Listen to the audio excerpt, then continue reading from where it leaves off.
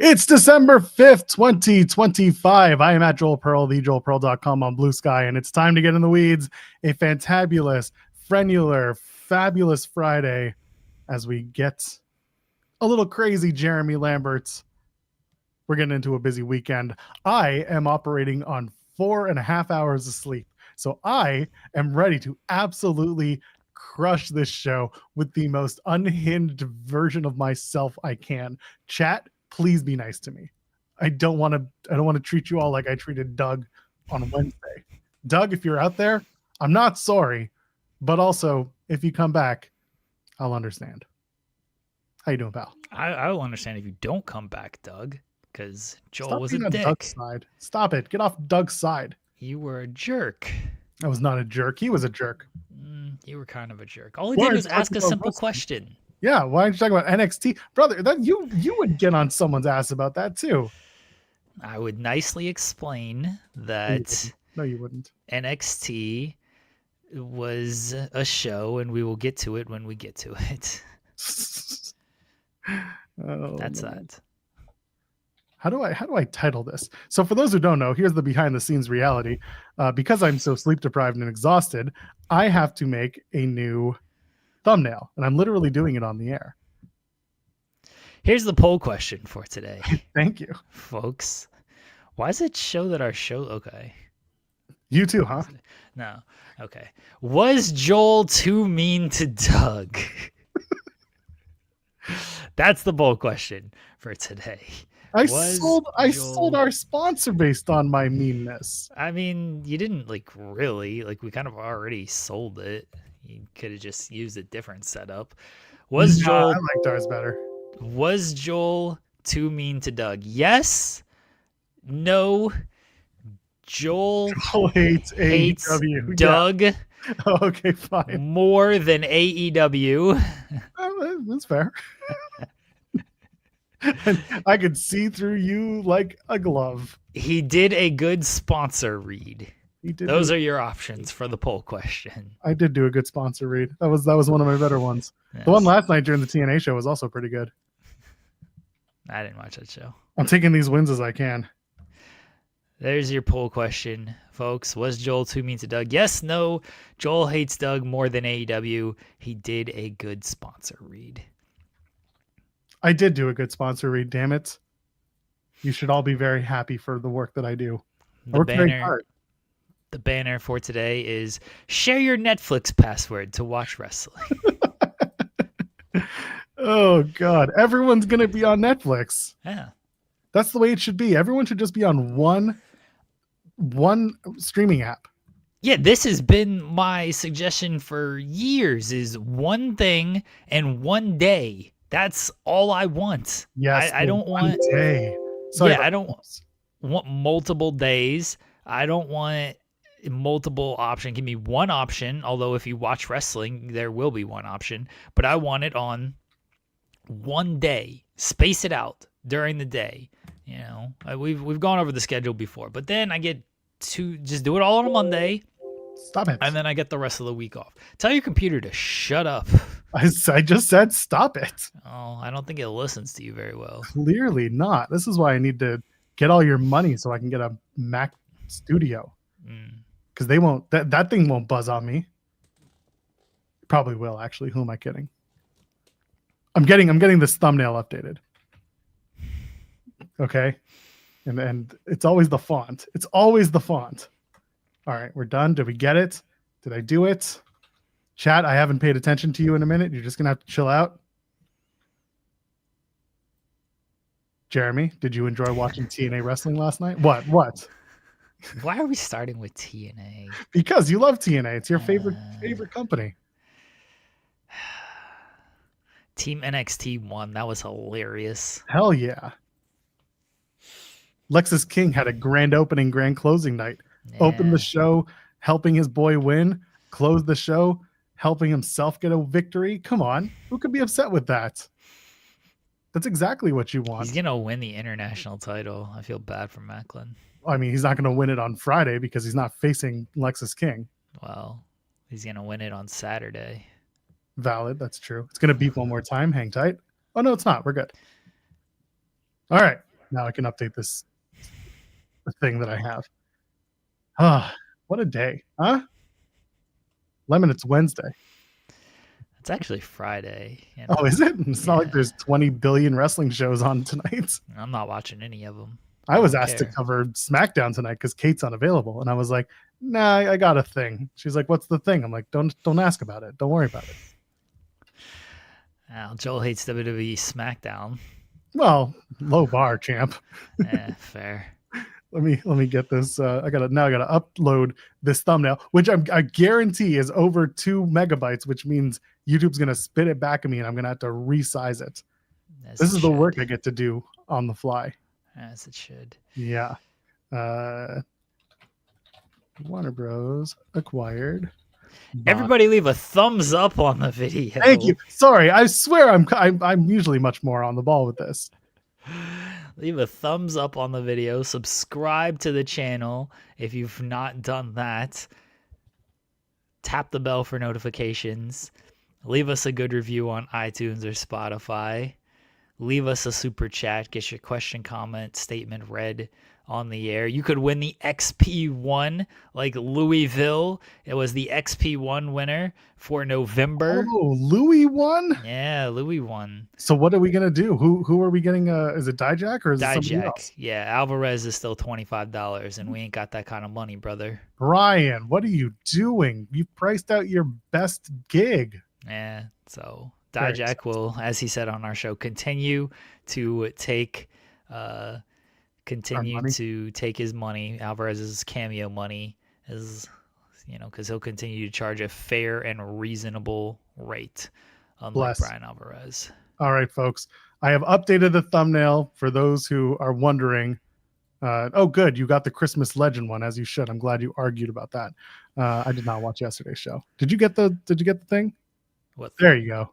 Oh, I did it. I got multiple pyros. Perfect. I just kept going. Thank you. Yeah. Okay, we updated the thumbnail. Here it is. Now you know. There, done.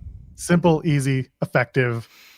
Now the algorithm will hit and everyone will be excited to talk about whatever this is about. Jeremy Lamberts, I'm here. I'm clear. I have 54 comments in the chat, including a super chat. Donate a super chat and email. Get your question or statement read on the air. Chi-Town Spurs says Andrew Schultz in the conglomeration coming 2026. Andrew Schultz making a big wave in WWE. They love him there. They do. She'll be hosting more God knows what. They do, unfortunately, love him there. Hold on. Someone asking me if I stayed up late to listen to Pat McAfee's first ever song. Hell no. First of all, didn't know he was dropping one. Second of all, I assume it sounds like Hosky, which if you've listened to it, didn't sound very good either. Shout out Matt Cardona. But I think it made it sound worse. Let's listen to Pat McAfee's song. Zeno Hour asking, am I responsible for the thumbnail change? No, it's not you. It may have been Volub. For what? For changing the thumbnail today. It was a combination of Volub and also Jeremy, because it was right as we were going on the air. I realized that the deal was done, and no one had tipped me off. Damn it! No one told me. Gotta pay attention to the news. No one pinged me to tell me what this means. Nobody pinged me to make it official. Okay, so the song is called Dookie. Oh, he's gonna get sued so fast by Green Day. All right, I'm gonna listen to this. It's only a minute and a half. Oh, so it's a punk song, is what you're saying? Let's see. Okay, it's kind of playing off of his WWE theme. Oh, this sounds awful, and I'm hearing it through your headphones type thing. Not in a way that can get us demonetized. Does it sound like Hosky? It sounds like Hosky. It sounds bad. How bad is this? He's rhyming this. I give him credit, and that it's all E rhymes. Oh, that sounds worse. But he can't. I'm surprised he didn't try to. It's all juicy, me, dookie. It's all just an E rhyme. Apparently, it was Bargoff who was talking about the change. My bad. Green, Gene, Scene. Machine. I can do it too. You hatin' fucks Dookie. What? Who could possibly care? Beatdowns go though. Look at that.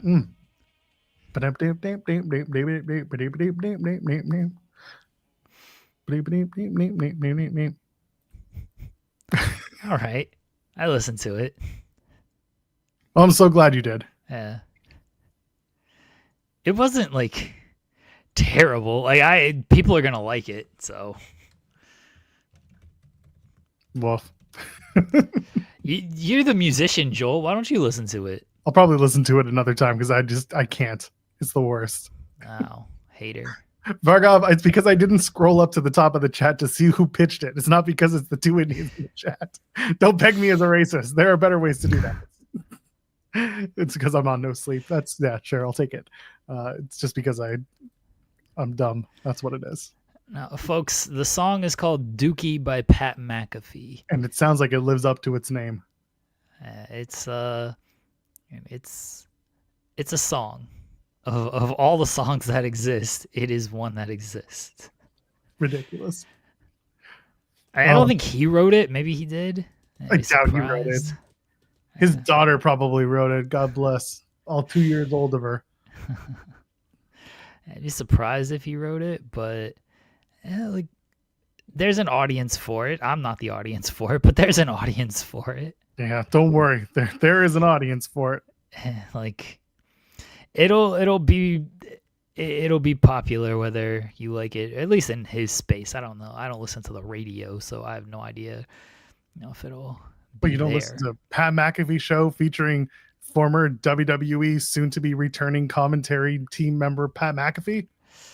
I listen to McAfee show when he has wrestlers on that I got to listen to for interviews. Like he had Nick Khan on this. I've listened to so much Nick Khan this week. I listened to Nick Khan on McAfee's show. He did Max Kellerman's show. He did Daniel Cormier, and he did Logan Paul's show. So 4 Nick Khan interviews this week for me, folks. I listened to John Cena and Bill Simmons late last night. I was listening to that like 1 o'clock in the morning last night. And a lot of Tony Khan as usual. Tony was having a great day yesterday. He was having a banner day doing the media call. Sean tried to ask a question. He was so proud of the sending out an SRS. He was so proud of himself. He got Jonathan Alba on the call. He was so excited. That wasn't even him though. That was the moderator. Yeah, he's like, we're gonna go to Jonathan Alba from Sports Illustrated, and I just immediately messaged Alba. I was just like, Jonathan. So he can't live that down on our team now. Yeah, he's always going to be Jonathan Alba now. And then didn't they call him Jonathan when they finally got Sean on the air? Tony called him Jonathan. Yes, Tony was saying Jonathan because the moderator did not say Sean. Tony said Jonathan.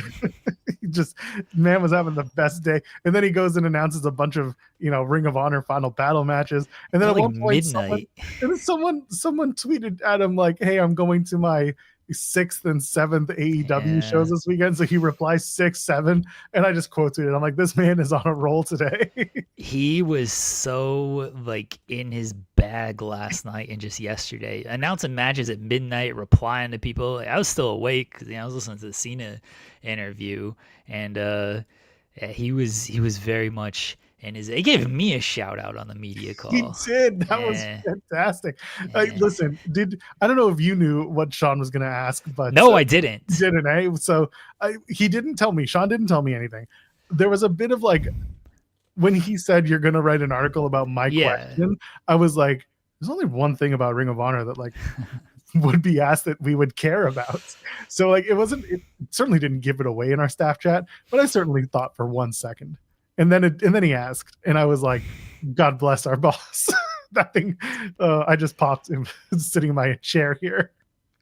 The funniest part was Tony asked for like, do you have like any follow up question? And Sean just like, I can't imagine anything else that I would ask about Ring of Honor.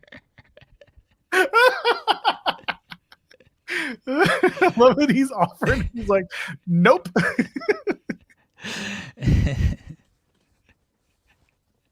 Like, what else can you ask at that point? Yeah. You read the tippy top of Ring of Honor is the Jack Harlow story. God bless this company.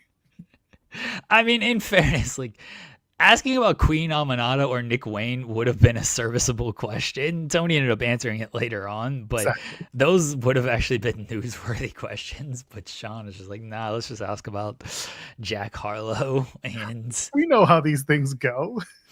It's the similar cast of characters asking questions at all of these, calls, and some of them are well thought out and some of them are what they are, and we've talked about it before.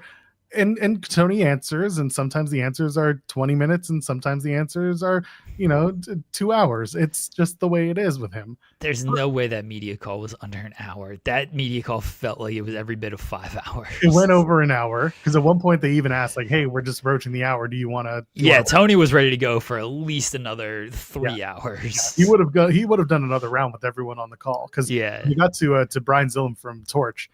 They were like, hey, we're almost done. And Tony's like, really? Are we? Doesn't feel that way. And everyone else is just like, yes, it does. But it was whatever. It was a whatever call. There was some moments like, again, when he got deep into the stuff with Queen Aminata and her injury and how that affects the Pure title tournament and basically spoiling Ring of Honor that afternoon. Whatever. That's fine. It says the YouTube clip is 58 minutes. Yeah, he went the hour. It was fine. I know that I say that a lot, but like there were some questions that were really strong and some answers that were strong, and then there were others that were very much the Tony answers with history for 20 minutes answers. Oh, there was more of that than ever. So oh man. Hold your tongue. I apologize to this person, but it's the same stuff every single time of reading the script, the statement, and asking a question. This wasn't even a question. I was so irritated when it wasn't the question. The setup was, let's reflect on Ring of Honor. And I'm like, let's fucking not reflect. Because he is going to reflect whether you want to or not. Alba asked him about the TV deal, and he's talking about Crockett purchasing UWF. Like, no, you don't need to reflect. Let's not reflect. I was so mad when they said, let's reflect on the last year or whatever, since you purchased Ring of Honor. Like, this is going to be a 50-minute answer. And it was every bit of like, that was half the media call right there. I was like, oh my gosh, no. Do not give Tony a chance to reflect. Ask a question. He's going to reflect anyway. Yeah, exactly. That's what I'm saying. Like, we don't need to have Tony reflect. Love Tony. He does not need to reflect. He's going to reflect regardless. So, you got to write a better script than that than let's reflect.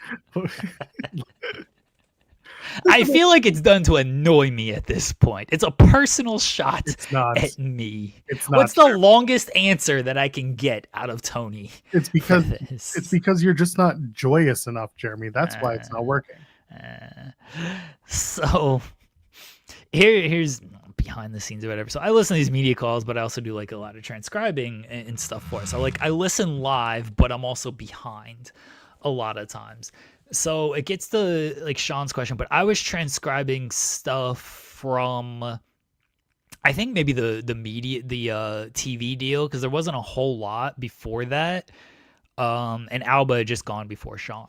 So I see in our chat that like Oh, Jeremy got a shout out, and I'm getting text messages of like, you got mentioned, Jeremy. I was like, oh no, what happened? Because I'm not there yet. I'm not listening live again. I'm behind because I was transcribing stuff. And so then when I hear Sean pop on and I hear Sean's questions, like, oh shit, what did Tony say about me during this?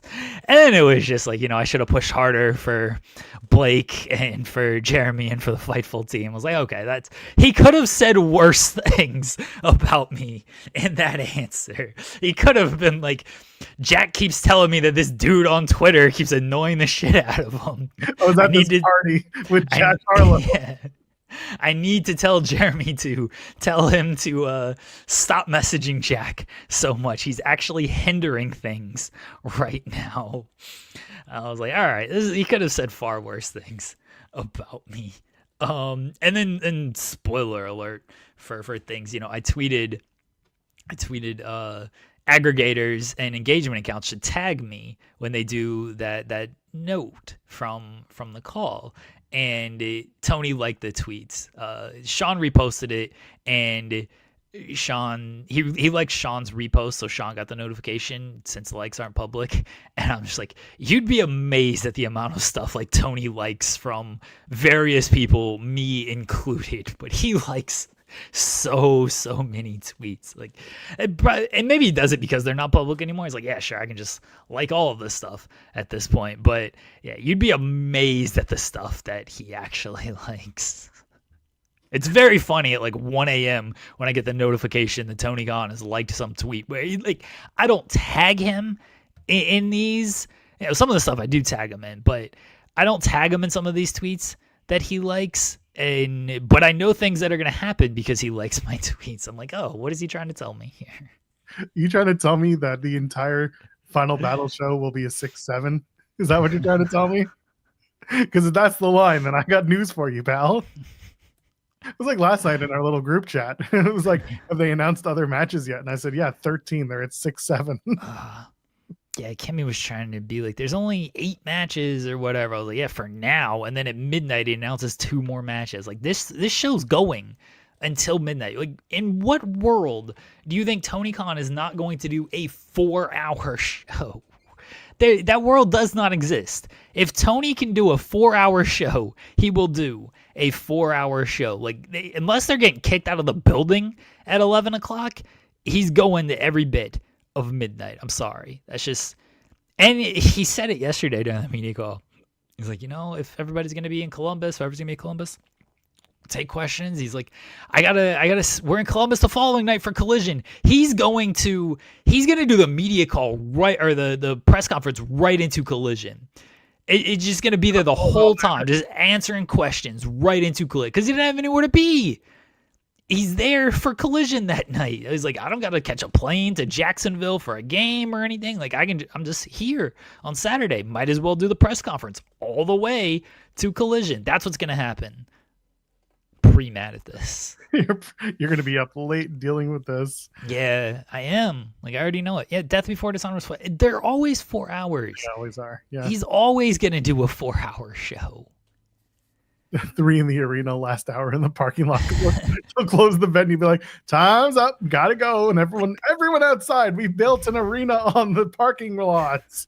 We have the spare ring. I mean, I don't bless. You get your money's worth because Honors Club is only like $10. So you definitely get your money's worth when it comes to that. I just wish the shows would start earlier. Start the show at 7, not the pre-show. Start the main show at 7, wrap it by 11, do your press conference. We're done, hopefully, by midnight, 12:30, instead of 1:30, 2 o'clock. Just start the show around 6-7. Stop it. Never. If Tony's not going to stop, I'm not going to stop. Yeah, I'm gonna watch it in chunks. But again, there's so much on TV tonight. You think everyone's gonna be watching SmackDown, right? Everyone's gonna watch that show, right? I'm going to a play tonight. I ain't watching none of this nonsense. Oh, look at you. It is the weekend of the 6th, 7th. That's true. Well, the show's not on the 6th, 7th. Oh, it's gonna end on the 6th. Yeah, that's true. Don't you worry. Oh, there's no show on the 7th though. That's true. That's true. Yeah. Look, no one's running on Sunday, right? No one. No, There's no thank wrestling. God. No, like well established shows. Okay, good to know. Because I know there's 3 tonight between SmackDown, TNA, and Ring of Honor. There's going to be enough for people to pick from and watch. And then if they don't watch one and they want to watch something else, you can just kind of move off and watch it tomorrow. And then NXT deadline is tomorrow. And honestly, the one thing about the NXT PLEs lately is that they start at a reasonable hour. They go like they start at 7. yeah, and they go only like 2.5, 2:45 hour, and then you're good. You're done by 9:30, and you're like, hell yeah, let's go. Stuff like that is great, and then you can choose to do whatever with the rest of your evening. Go to bed, but yeah, it'll be nice to just enjoy a weekend with piecemeal wrestling. That's all about. That's all about what you need to do. And of course, AEW Collision will be on because they're live on a Saturday, which is nice. I like it when I get to watch a live episode of Collision instead, or at least one that is aired live. So yeah, it's a busy weekend to say the least. And don't forget about TNA. TNA doesn't care. What's on this TNA show?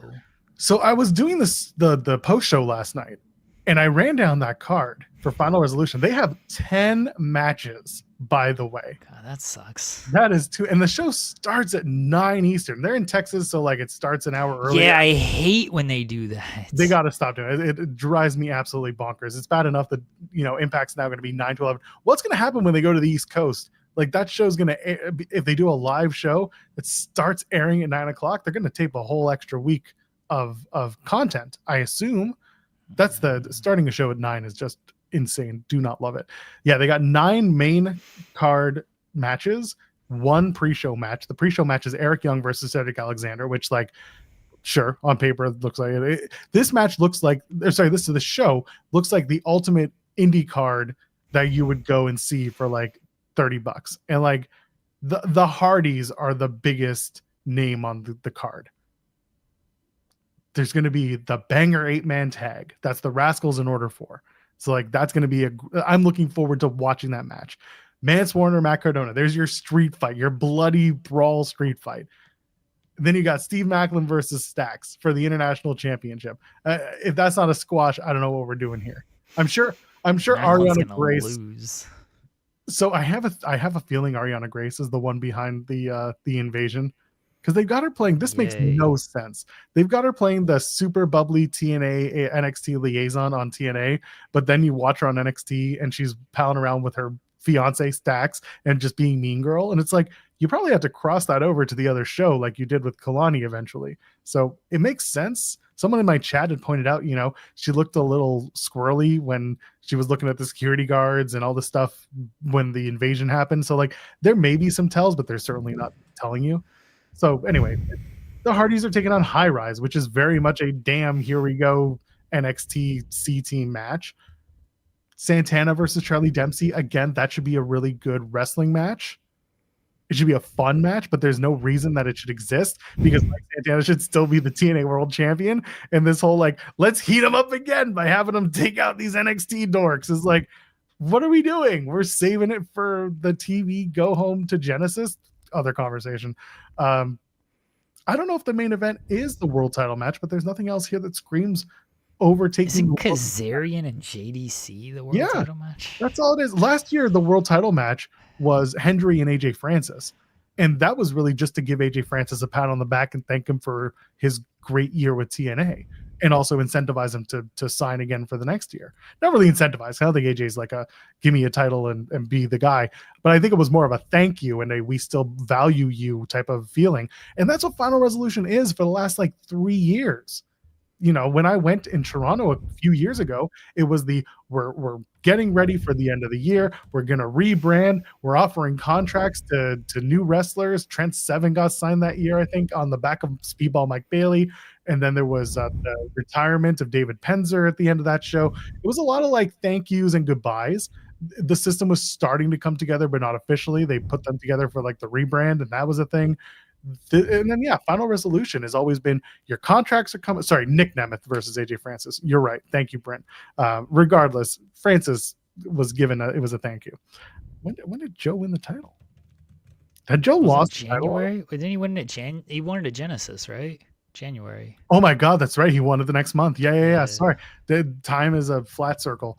Nick Nemeth versus AJ Francis. I don't remember what I did yesterday. Again, no sleep. The point is, with Final Resolution, it's not an important show from a fan service point of view. It's very much your contract is over. We're either trying to re-sign you or we're not, or we're getting your last match out of you before you move on. That's what last year was. It was so many people who were leaving were given these spots that were like, here's your last match, Kushida. Have fun. And that was that. So again, this is like, it's the ultimate indie show. Laying Lee versus Zaya Brookside. The Angel Warriors explode. Like, but meanwhile, Laying Lee's like, we're gonna shake hands afterwards and we'll be best friends. The Inspiration are taking on Tessa Blanchard and Victoria Crawford. If Tessa and Victoria win the tag titles, I don't think the Inspiration are staying in TNA. That's just kind of like, that's me reading tea leaves at that point. It at least raises an eyebrow. Leon Slater, AJ Francis, I think will be a sleeper hit of a match because AJ is worth his weight in gold, but also AJ working smaller opponents is always good. He did the thing with BDE on the Indies that went over well. He did it in TNA that went really well. So this match, again, Leon Slater is far and above the talent I just talked about. So I look forward to that match. But yeah, Kazarian and JDC, that seems like the match that'll go on last, unless they have the Hardys in the tag match as the final and they turn it into some sort of like tables match or some shit to make it a special finish to the night, or maybe NXT gets involved. And I don't know. It's very much a here damn type of card. Have fun with that. I'm not watching it at 9:00 at night. I'll probably end up covering the majority of it because I'll probably be home by like 9:30 since it doesn't start until 9. I'll probably be home by like 9:30. So unfortunately, that'll be the show I end up covering, which sucks.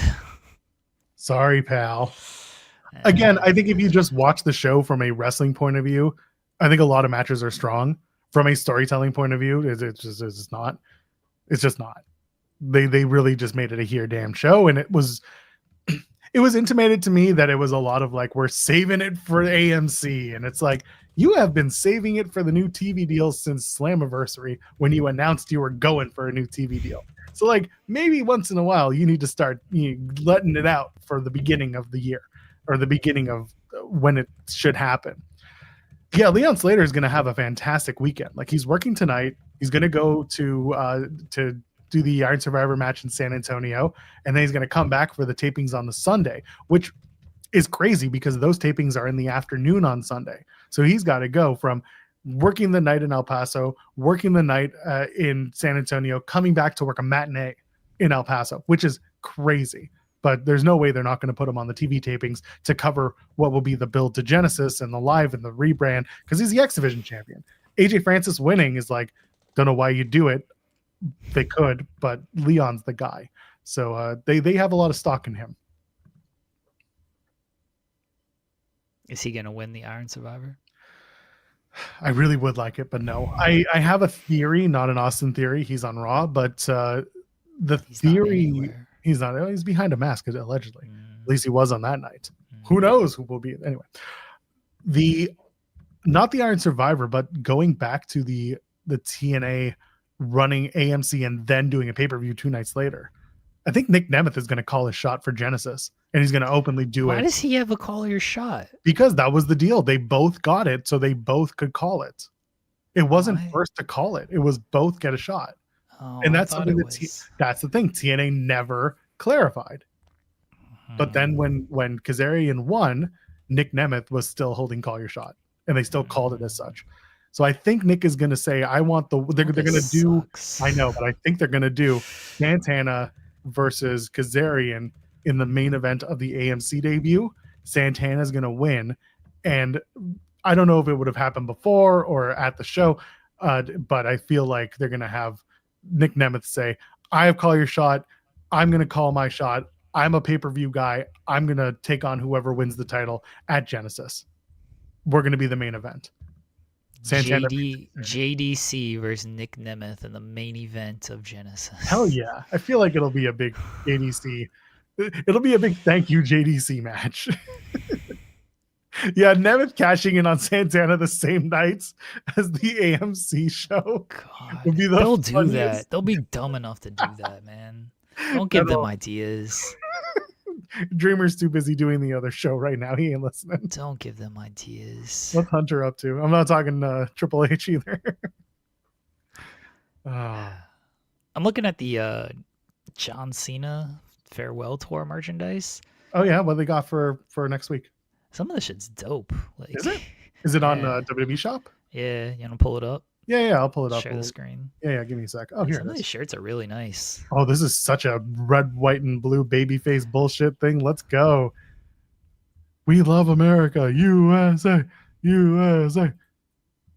Anyway, yeah, this is the last one, Washington D.C. Yeah, I don't care about that shirt. Like, that's whatever. I thought you were looking at the last one. What is No, this? like it's a whole collection. I'm looking at like the entire collection. What is this thing? This big bunch of text underneath the never give up. Hustle, loyalty, respect. I don't know. I can't zoom in. So Does not let me zoom in. I literally Yeah. just. What happens if I open it in another? Nope, not any better. All right, well, that is a thing. There's a whole write up underneath. yeah. What else is here? What did you like? Do you like All right. this So spinner belt? I mean, spinner belts, whatever. So I like that hoodie. Oh, the white one? Yeah, that hoodie's Oh, pretty this is sweet. cute. Yeah, this is cool. It has Yeah. all the merch from the entire tour on Yeah. the back. That is really cool. Okay, I'm a fan of that. And there was another shirt. To the full right middle. Oh, with Yeah, the that all shirt with the- the yeah, that one's pretty cool. Do they have the John Cena as heel? Do they have the heel? I'm pretty John- sure they do. Yeah. Where's he not smiling though? No, Oh. they've got it, but he's still doing the salute and all the I photos. mean, you got to still do the salute, you know? No, you don't. Yeah. But I thought both of those were cool. Some of the like jerseys and stuff, pretty cool. I actually kind of like this one stood out to me. The John Cena's last match, but in it, Yeah. Saturday night's main event theme. This is nice. After WWE, this you can't see me. Layouts. Like, John Cena's got some good merchandise. There's like a red hoodie that is pretty nice. I don't see it. Keep scrolling. It'll pop up. That the navy This hoodie. There you go. There's some. Yeah. Oh, are you talking the all over one? Yeah. This is like a Roots of Fight. Yeah. That's ProSphere. Okay. Yeah, that one's pretty sweet. Yeah, it's not bad. I like the back. Yeah. It's not a zip though. No, it's a pullover. No, I don't need a zip I like hoodie. zips. I like Okay. zips better. That's just All me. right. The kit, that's nice. Well, The yeah. soccer jersey. Yeah. Yeah. See that Blacksmith picked up a deal with AEW. It did. Yeah. Good for them. They've been working on that one for a long, long time. They worked with TNA for a I was bit. like, didn't TNA have a deal with Blacksmith? Kind of. It took them a while. Like actually, Romy, who was working with TNA as their marketer, she had done a whole thread about how their deal came together with Alan from Blacksmith. This was back in August, like going into Forbidden Door. She told the story about TNA and Blacksmith working together. So it's really good news. And Blacksmith makes great apparel, and they make really great deals with these wrestlers from all accounts. The wrestlers love wearing the merch. I mean, it's allegedly quite comfortable. I know Lawrence, who from Love Wrestling, has the Speedball one, and so I know that he enjoys wearing it. So I can only assume it's comfortable enough to wear frequently. So yeah, good. For They them. got a zip hoodie of that ProSphere on the second page. Do they? Oh, let's take Yeah. a quick look, see if I can find it. I'm not gonna buy it. Oh, here's an all over ProSphere. The ProSphere stuff is pretty good stuff. They're the classics. Oh, you got to get the old school. The champ is here and it's pointing to your dick. People loved that one. There's the ugly Christmas sweater. All right. Let's go second for the zip. Do. Oh, I don't want to get sued if I do that. Like I can't. Yeah. I can't use that. There you go, right there. No, down a little. Oh yeah, you there go. we go. Oh, nice. I don't like that door. It's a little It's a door to your titty. You don't need the titty door. Okay. I would have just taken the door off. Okay. Oh, we can bid on the limited edition John Cena autograph farewell tour Las Vegas. Oh, it's $355. Should I bid on this? Oh, I don't know. There's 2 days left on the bid. Yeah, it's gonna go up there. I'm gonna bid $500. Green shirt guy's gonna win it before you know it. Don't worry, guys. He's totally legit. He works with On Location to get his seats. Yeah, Nick Khan totally wasn't lying to you. Don't worry about that. It's cool. Don't worry. Nick Khan on another WWE Stars podcast was totally telling you the truth about how that came about. Don't worry. Don't ask questions, especially of multi-billion media content creator bullshit. Why are you a hater? Not a hater. Hating on green shirt. Artov's like, it's such a lie. It was such a lie. Come on. Hating on green shirt guy. I'm not hating on green shirt guy. Get your deal, get your money, whatever it is. But like Nick Khan trying to pass it off as like, oh, he goes to On Location, our premium service ticketing provider. He pays his money and he sits. Yes, he sits in the same fucking seat every time because of On Location. Sure, Nick. I totally believe it. I mean, if he's paying that much money, I do suspect he actually is. I think he's paying a fee. I don't think he's paying that fee. I don't know. Like, I don't know who green shirt guy is. If he's lying, then why is he front row at all the AEW shows? Like, I don't care about where he's at AEW. He probably has friends who work there too. But like the WWE stuff, it's like, smoke and fires, man. You're just a hater. And ask Tony Khan about green shirt guy when he's on our show. Be like, Tony, why? Nick Khan told us that green shirt guy comes to all the WWE shows via On Location. Well, we've seen him at all of the AEW pay-per-views. How does he get to those front row seats? Can you answer that question for us, please? And he'll be like, well, that's a great question. You know, throughout the years, AEW has had a lot of super fans sitting in the front row at our shows. Do you remember when Jesus came? Jesus came twice to see AEW and a great action of our end. And it's going to be a 20-minute answer just for him to be like, so to answer your question, I don't actually know who green shirt guy is. I didn't well, let me tell you about Jesus. I never noticed green shirt guy until like everyone pointed him out. Like, I don't notice these people. Like, all right, sure. There's somebody in the front row. I guess he wears the same shirt. Hey, quit fan watching, everybody. Watch the matches. No, it's much more fun to watch the fans. It's like wrestling fans shouting at AJ Francis to brush your teeth. Is like, oh, that's the pot calling the kettle black right there, isn't it? Yeah, quit fan watching, everyone. I will watch whatever I'd like. Thank you very much. I will watch whatever I want. All right. Well, we're at that time. We should probably talk about it. ROH Final Battle. ROH Final Battle is tonight.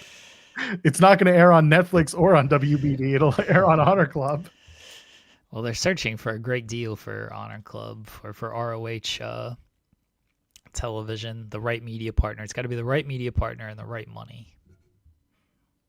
How does that work? What is the right money? That should have been the follow-up. What's the right name the number?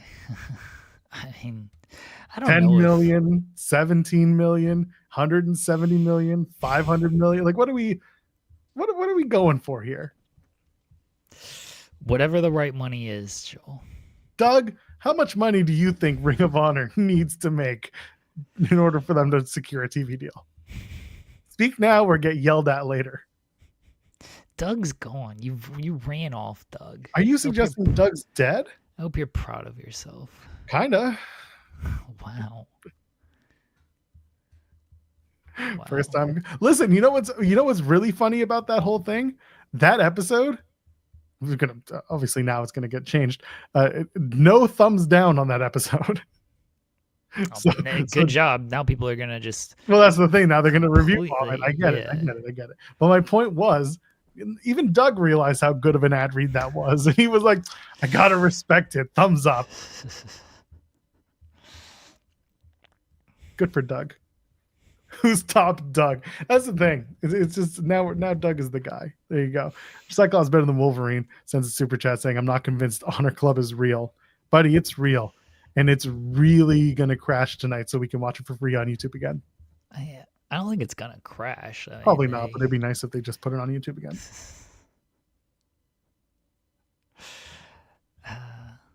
I liked being able to watch Death Before Dishonor not only for free, but on YouTube where I can like properly fast forward watching 2X. Like that was great when people were like, this sucks, why is it on for free? I'm like, this rules, it's on for free and I can watch it on speeds that you don't normally watch. Who was like, this sucks, why is it on for free? People who before Tony said I'm going to refund people for Honor Club, people were upset, and like rightfully so. I get it, you pay for a service, you want to get the service and it's exclusive, blah blah blah. But no, at the time, so there were people who were just like, this sucks, man, like I get to watch a show but I pay for the service and it doesn't look good. And I was like, shut up, it's free. This is great.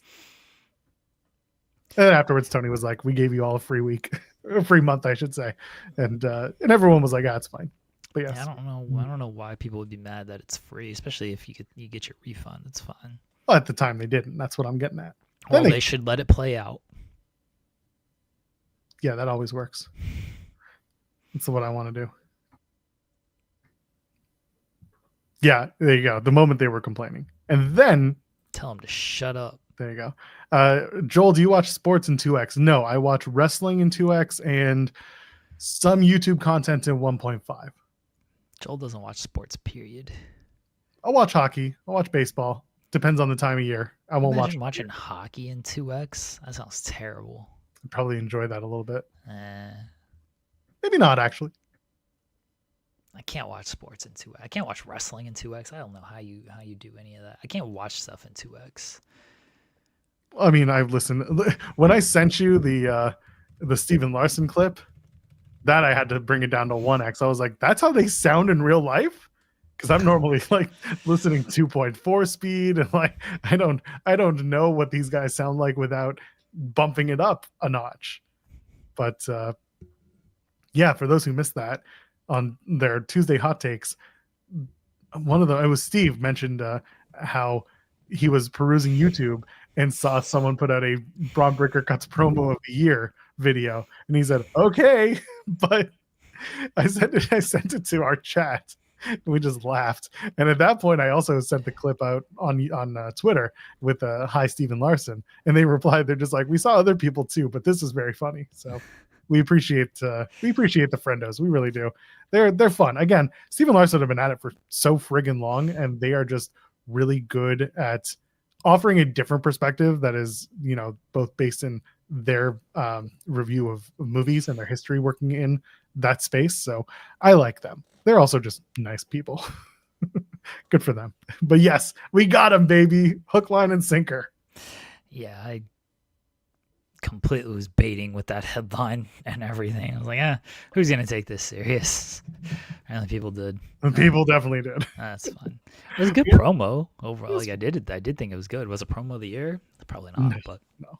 It was good. They tried to prop it up as like the promo. They tried to prop it up as like the reason to support Bron Breakker, but like he's been good.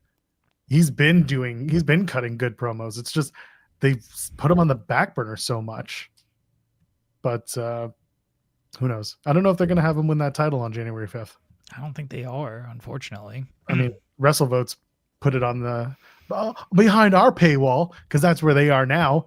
WrestleVotes on Fightful Select had mentioned on their show yesterday that the whiteboard favorites is Bron Breakker to win the Royal Rumble. Whiteboard being, if you go back, watch WWE Unreal, there was the WrestleMania board and all the matches that were on the board, and people were taken from that and piecemealing what the WrestleMania plans were at the time. And that's where we're at. The whiteboard is now what we're calling it. The whiteboard favorite is Bron Breakker. And if he wins the Royal Rumble, well, then I guess he doesn't win the title on January 5th. This could change things, the news getting out, or Hunter could be like, who cares? It's my game. All part of the show, man. It is kind of strange that the world champion would win the Royal Rumble, but we'll see how it plays out. It's happened before. The world champion has gone into the Royal Rumble, hasn't won, but has competed in it. So listen, you could do something with it, but Bron Breakker winning the Royal Rumble is not outside of the Rumble possibility, but I would not.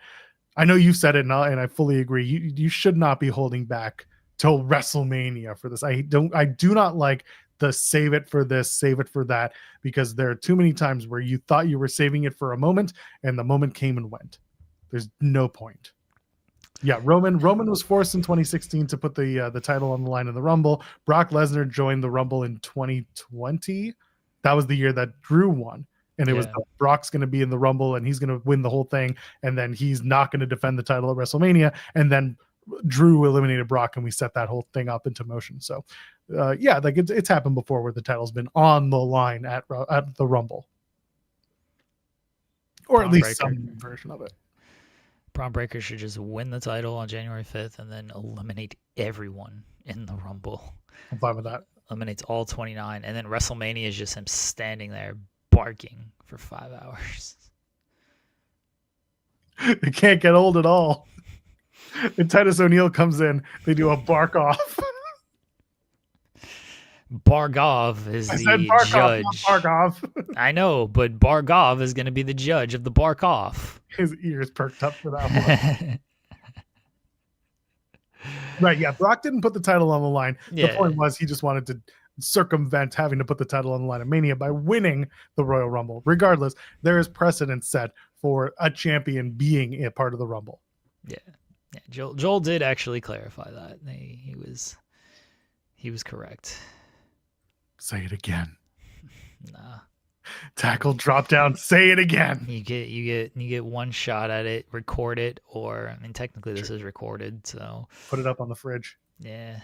It's gotta happen sometime. Anyway. Oh my gosh. Yeah, so Bron should be champion, should have won it at Saturday night's main event. They held back then. Now we're at a space where he's going to do it on Raw. It's like they're building the hierarchy of events that Braun can and should win at. And it's like Saturday night's main event is the last. And they're like, nah. Raw on Netflix, nah. The Royal Rumble, oh, he can win that. WrestleMania, yeah, he's got to win there. Taking him on a ride. It's not a very fun ride. He should go to TNA, win the title. And Netflix has their highest viewership of anywhere, though. Whether people like that or not. Like, I understand WrestleMania is the biggest show, but the most viewed show is Netflix. That gets 2.4 million weekly. I think from a watching standpoint, they're really hoping that by WrestleMania they have all of their T's crossed and their I's dotted, that the partners to have the sign in for ESPN are set, whether that's YouTube or whatever. I'm not saying it's happening. I think that's the hope. Yeah. And if that's the case and they do get it, then you can argue that there will be more people watching the PLE, especially WrestleMania, than there would be an average episode of Raw. Regardless, you don't need to wait to do this. You just need to do this. And Braun can be just as hot now as he could be at WrestleMania. But here it is. Even if they get all the people like signed in and stuff, I don't think it's going to approach 2 million. Maybe if you include the global Netflix and everything, then you might get there. But I don't think 2 million people are watching these pay-per-views. I'm sorry. Wow, how dare you? I don't see it. I keep saying this, and I know Freddie Prinze Jr. said that Pluto was unhappy with the WWE deal. Who's he? What has he ever done in wrestling, Jeremy? Who is this guy? I love how they're like, he don't work here, yo. What does he know? It's not like he ever worked for the company or anything. This is fine. But I know he said that like ESPN is unhappy with the deal. Somebody told him in ESPN that they were unhappy. Like, I don't know what's true. I don't know who told. It could be nobody at ESPN. It could be some high-ranking executive. Who knows? Exactly. That's the whole thing. It's like, could someone have said it? Yes, absolutely. Someone could have said it. Is that officially the stance of ESPN? No, it's not. Right. The ESPN president said they're happy with certain things, and they're certainly happy with like the talent that WWE lends them and how accessible they are. We talked about the president's comments of even he, when it came to the first events, this was pre-Survivor Series, when it came to the first events, seemed a little hesitant to be like, yeah, this is working out great for us as far as subscribers and viewership and everything. But I'll keep saying it, and I said this after WrestlePalooza, they did not put out any type of press release for viewership numbers or anything like that. And they didn't do it for Survivor Series either. When they first did the Peacock deal, they were doing press releases every year when it came to new viewership record, new gate record, new attendance record. I mean, they did set like a gate and attendance record for Survivor Series, but like they didn't put out any type of press release of viewership increase this much year over year. It'd be easy press release to do. It was the most watched WrestlePalooza of all time, like factual, but they didn't even do like that. They did not do any type of press release. And so that, if I'm a wrestling fan reading tea leaves and would be concerned about these things, that would concern me. Of wait a second, you're not touting how big of a deal this is. You're not touting the viewership and all the records that they broke on your new platform. What does that mean? And no one's really, I mean, they're asking, but of course the WWE stance is everything's great. And of course the ESPN stance is everything's great. Like no one's going to outright say like, kind of sucks right now. We love working with TNA. Oh my God, we cannot wait to continue our partnership into the future with TNA. Don't worry about these reports. It's fine. There's no 60-day activation. Don't worry. It's not real. Blah, blah, blah. It's real. It's nice to have healthy skepticism about media in general, by the way. Sean, they put out a press release for the Netflix debut because it was 10 million people or whatever it was. For those first events, they always put out a press release every single time. Again, the first Peacock event, press release, and then first ESPN, right? Yeah. They did. No, they didn't. No, they didn't. That was my whole point. No, that was my whole point, is they didn't for the first ESPN event. Huh. You should pay attention to this show, Joel. It's pretty good sometimes. No. I'm like 90% of our audience, just white noise in my ears. I'm falling asleep actively while we talk. No, ESPN did not put out any type of press release after WrestlePalooza. That was my point of, I would be a little, if I got worried about these things, I would be a little bit worried that there was no press release off of that. And there was no press release for Survivor Series either, which it might be meaningless, but also like they like putting out press releases just for the sake of putting out press releases of like, look at it. They put out press releases announcing all of this stuff. You don't think they want to put out a press release like touting the success of this stuff? Like, of course they do. ESPN puts out a press release every single week. Highest rated college football game, highest rated NBA game. Like all these companies do that. They love touting the success of their shows. I was thinking about when they announced the WrestlePalooza event being the first on ESPN. That they did. Look, ESPN literally put out a press release yesterday. Record audience watches Formula One Qatar Grand Prix on ESPN2. Yeah, on ESPN2. Yes, they love putting out press releases. Yeah, I think you're right. And again, you're someone who tracks these things, and it's part of your job is to see when somebody puts out a press release like this. And it's if they're not saying anything, then they're saying something. December 3rd, most watched NBA on ESPN Thanksgiving Eve in 6 years. Yeah, they want to put that. Those are talking points. Those are great spun media talking points to be put out there, and people use those points. If there's nothing about WWE and the partnership beyond, we have an event this week, please watch, then yeah, it's telling. You're absolutely right. ESPN puts out like a daily press release on the viewership numbers that they do, man. Like I think they want to put this stuff out. Again, they want to put over their product. They want to make their product look good. So if they can tout it as this was the most watched event, whatever it might be, they're gonna put it out there, because then it gets other people talking like, this was a highly watched thing. I need to get this. I need to see this as well. All these companies do. This is not an ESPN thing where I'm using ESPN to show that like they are not snubbing WWE or whatever. They do this for all of their partnerships, and they didn't do it for WWE. That's a little concerning. I see Barkov, saying the next time they might put one out is Rumble or Mania. I think it's more likely Mania because the Rumble is another afternoon event. Yeah. Rumble is big, but like they're going to use the Royal Rumble as an excuse if it doesn't perform on the viewership scale, just like they did for Crown Jewel in Australia because it was an off-hour event. But like, you still ran the event. You still have it as you can still watch it on demand. So I don't know if they didn't do a +3 or +1 or whatever to try and find a way to make it make sense, but they didn't. Mania is the next big event. I mean, Elimination Chamber, yeah, but it's Mania. It's Mania, and if they don't put out something for Mania after Mania about a successful event from ESPN, then this conversation will be much more telling. Yeah. That's really the next time that you will see a potential large scale ESPN and WWE partnership press release. Yeah. Paul's ever finished saying, like, they keep showing you how good they're doing, and then they start doing less, then looks bad. So why be pointing out? Ask them. But they love these press releases. Yeah. Again, they want people to be talking about this stuff. Yeah, it's going to drop. Everyone knows it's going to drop. You're never going to sustain that first show.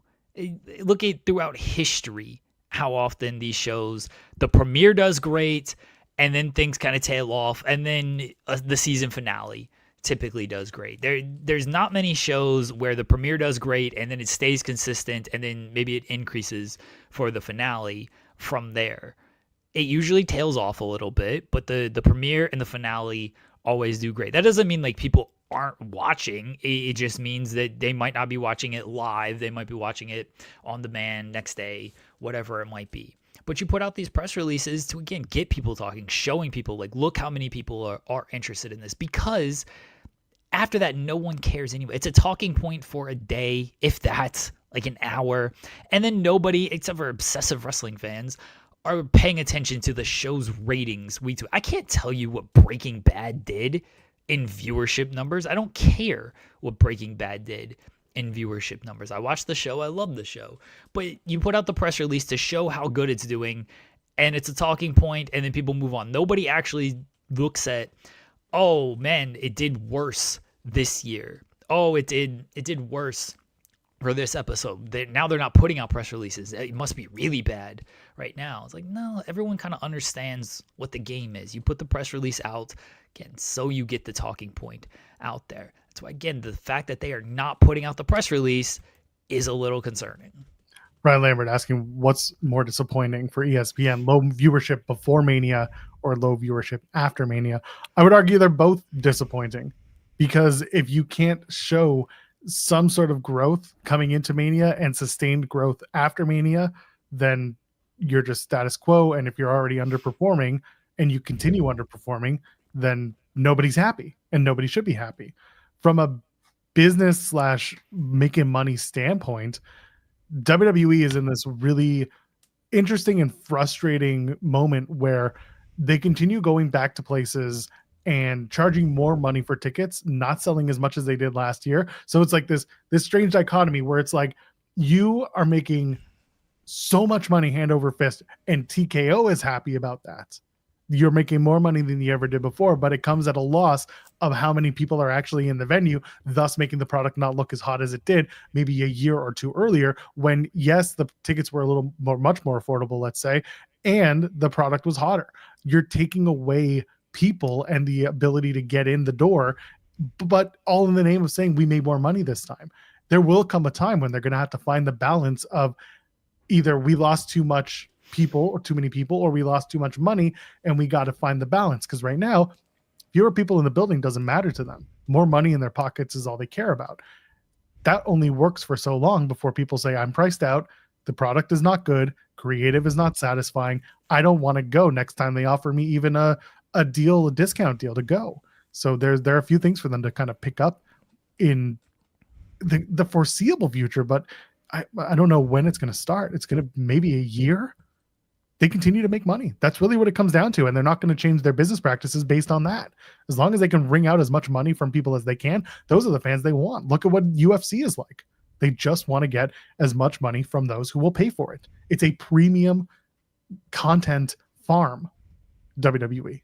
That's what they want. On Ryan's question, what's worse, low viewership before or after? I'd probably say after. But we got to remember, like, it's just the PLEs. It's not the week-to-week stuff. So right now, I don't know what the viewership is because ESPN doesn't say anything, and I just have no idea what the subscriber count is for any of that stuff. I just don't know. And anybody who does know, I don't know how they know, but no one has said anything if they do know. So again, there's no information out there. Going into Mania, I think they're probably less concerned because I'm gonna fucking fight Sean. I think they're probably less concerned because Mania is the big thing. They'll get a big number for Mania, right? Like they'll get a big number for Mania.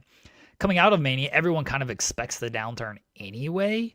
So I don't know if what they're expecting when it comes to that. SummerSlam, you're probably expecting something big. They're probably expecting something for Elimination Chamber. That's a big event going into Mania. It all depends. It just all depends on what.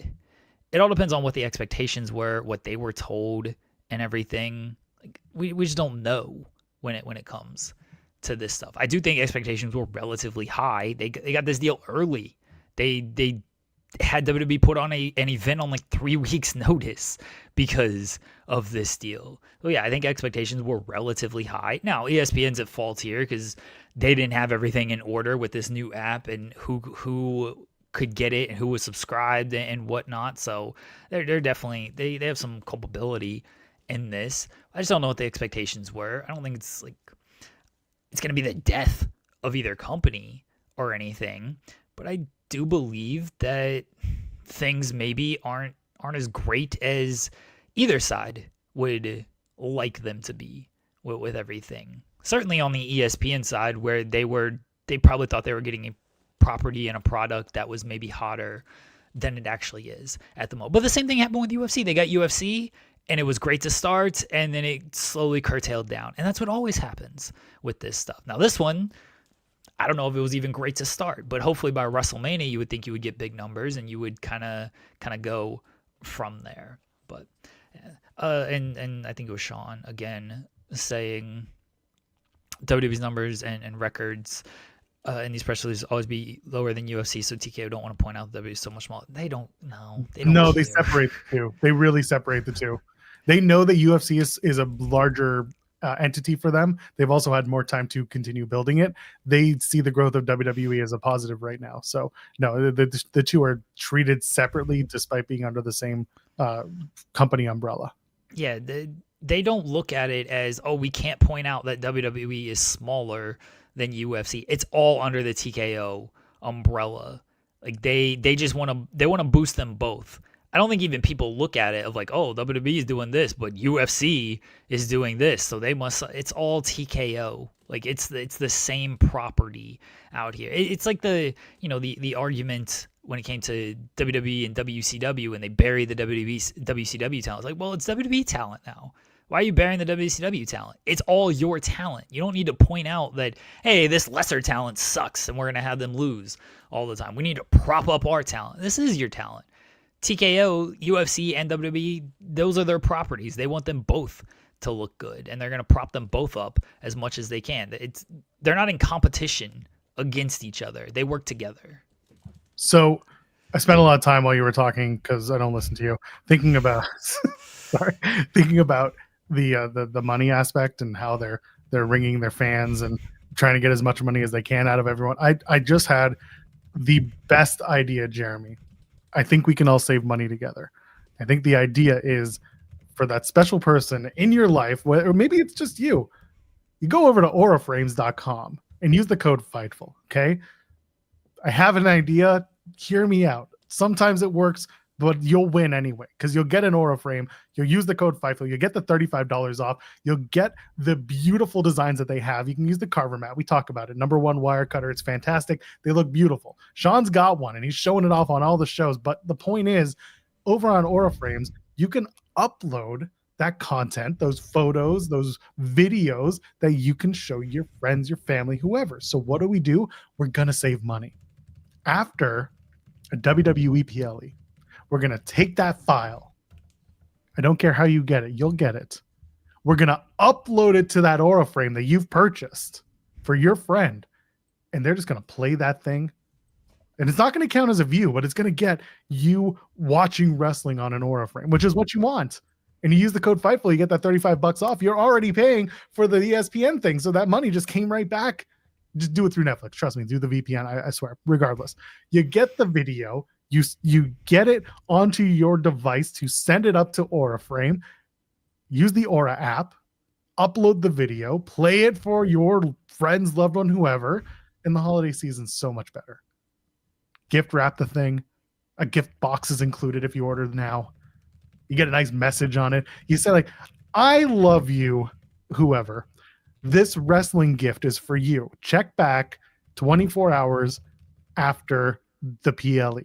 Signed, your favorite. I don't care who you are. You're someone's favorite. And that is how everybody wins this season. You get your Aura frame for your friend. You get the $35 off using the code Fightful. You download the PLE. You upload it through the Aura app. They get to watch wrestling. You get to tell them about it. And everybody wins. Go to auraframes.com. AURA frames.com. Use the code Fightful. Get the money off. Tell Doug I sent you.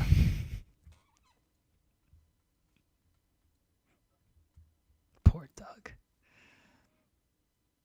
It's going to live forever. Poor Doug. Oh, Brent saying, I have no idea what you're talking about, Joel, but you're a hell of a salesman. I'll take two. Good. Tell them Doug sent you. No, tell them I sent you on behalf of Doug. Aura Frames is fantastic, man. They've been big sponsor of this show. Let me tell you, this month they're going to get their money's worth. We're going to be unhinged with all of these ads. I swear to God. They're going to get progressively just like more and more just nonsensical. I'm learning from Conan O'Brien. Apparently people love his ad reads because he gets so progressively unhinged. So here we are. We're joining the clan. Not that clan, the Conan clan. Conan clan, right? That's what they call them? I don't know. Is that what they call them? I don't know. Coco Beware? That's not good. Doug is probably watching Busted Open. That's Doug's fault, not mine. Oh, my God. Great. Patting myself on the back for that one. Team Coco is what they call it. Yeah, Team Coco. Yeah, what about Coco? I don't know. I don't know what he's doing these days. Jesus. Doug has no clue he's the most popular person. Yeah. Amazing. You got to watch a Wednesday show to understand the lore behind Doug, Bugaboo Jones. I swear to God, I have now turned Doug into an ad read for He's our most popular person, and he's only left 2 messages ever on our show. He's our most known viewer. I want to find Doug, and maybe I go to his like YouTube and get Doug. Hold on, let's send Doug a message here. Send him a baby come back. You can blame it all on me, baby come back. Doug should just. What song is that? You never heard "Baby Come Back"? I mean, I'm sure I have, but like, who sings it? Player. No. Yeah, it is Player. Yeah. Player. You can blame it all on me. Yeah. Oh, okay. I don't believe you, but okay. It's like a song from the 70s. No. I've heard it. Yeah. The artist and the album are Player. Yeah, I've heard it. Oh, I can't. The transcript's not showing up, so now I have to like do live chat replay to remember like when you yelled at Doug. It was about an hour in because we hadn't talked about NXT yet, and he was getting upset about that. Oh, that's true. Yeah, it had to be at least an hour in. Yeah, he was getting upset because we weren't talking about wrestling. Fair. There's no wrestling talk on this wrestling show. Too bad, Doug. All right. Well, here's where we're talking about NXT. I'm going to find you, Doug. I'm going to send you a nice message through the official Fightful Over a Booked account. My God. Look, you're doing the legwork for Doug. Yeah. And I'm going to tell Doug that, you know, we miss you and we think about you all the time. We hope you're doing well. God, I can't fucking find this thing. Would you be our guest on Monday to talk about all of the wrestling shows that we didn't watch? Could you imagine if we had Doug on this show and he was like the first viewer? My God. On this show. That's how you This is the most annoying thing ever that I just can't find. Like, I don't want to scroll the whole chat and everything. The auto transcript isn't working. That's the problem. Because otherwise I would just search for Doug. All right, I got the auto transcript to work on my dummy YouTube account. All right, 103 is where we're at here. All right, Doug being the first viewer on the show would be objectively hilarious. All right, I found Doug. Doug. Doug, his Doug comment is just was names and numbers. Like it was Doug Hanway J8H. Apologies to Doug for Doug Hanway. Hanway. All right, we're gonna see on Twitter. We're gonna find out. Doug Hanway. Hanway. Hanway. Yes. Oh, this is gonna be difficult. There's people who are dead. I hope that's. Okay. Douglas could have worked for a Washington County as a jail deputy. So we're gonna dox Doug. Don't be more mean to Doug. How do I send him a message on YouTube? I don't know if you really can send a message on YouTube. We know what you can do. I don't know if it's gonna work. Actually, I was gonna say you can tag him in a comment, and then he'll see it. Maybe that's the thing. Sometimes you do, and it just pops up. Everyone find Doug. That's the thing. Can you does he have any videos? Has he uploaded anything? Nah, he just has a playlist. He created a Big Brother playlist. That's like the TV show? Yeah. God bless. Yeah. I like this man. I didn't on Wednesday. You don't. You ran him off. Fair. Now we have to do this whole thing. We don't have to. You guys are just deciding to. This was your decision, not mine.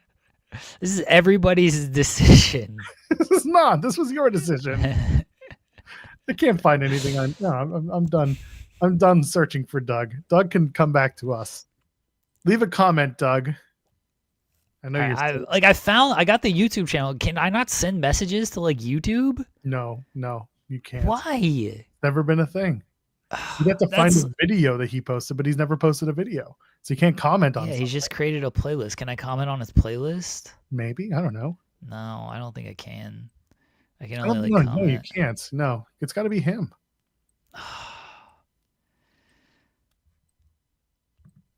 Doug, if you're out there and you're watching the VOD, hype this video, would you? Press the hype button after this. That'd be great. Post on Twitter. I assume he follows it. I don't think he does. I don't know how he found us. I mean, I assume he found us through the algorithm, but yeah. And then you ran him off. Good. Go back to Bust It Open. Listen to Tommy Dreamer.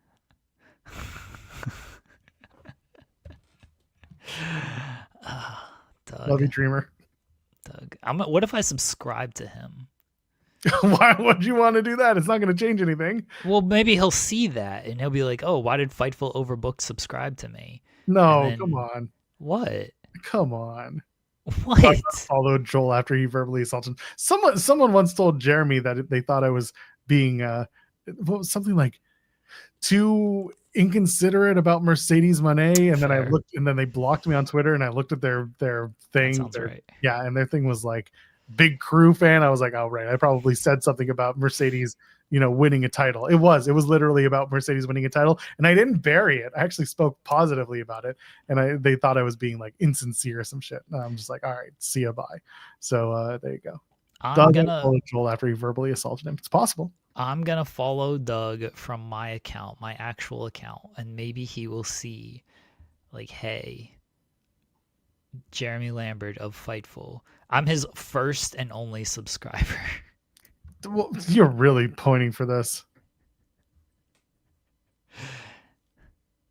Maybe Doug will message me now. Like, hey, thanks for subscribing to my channel.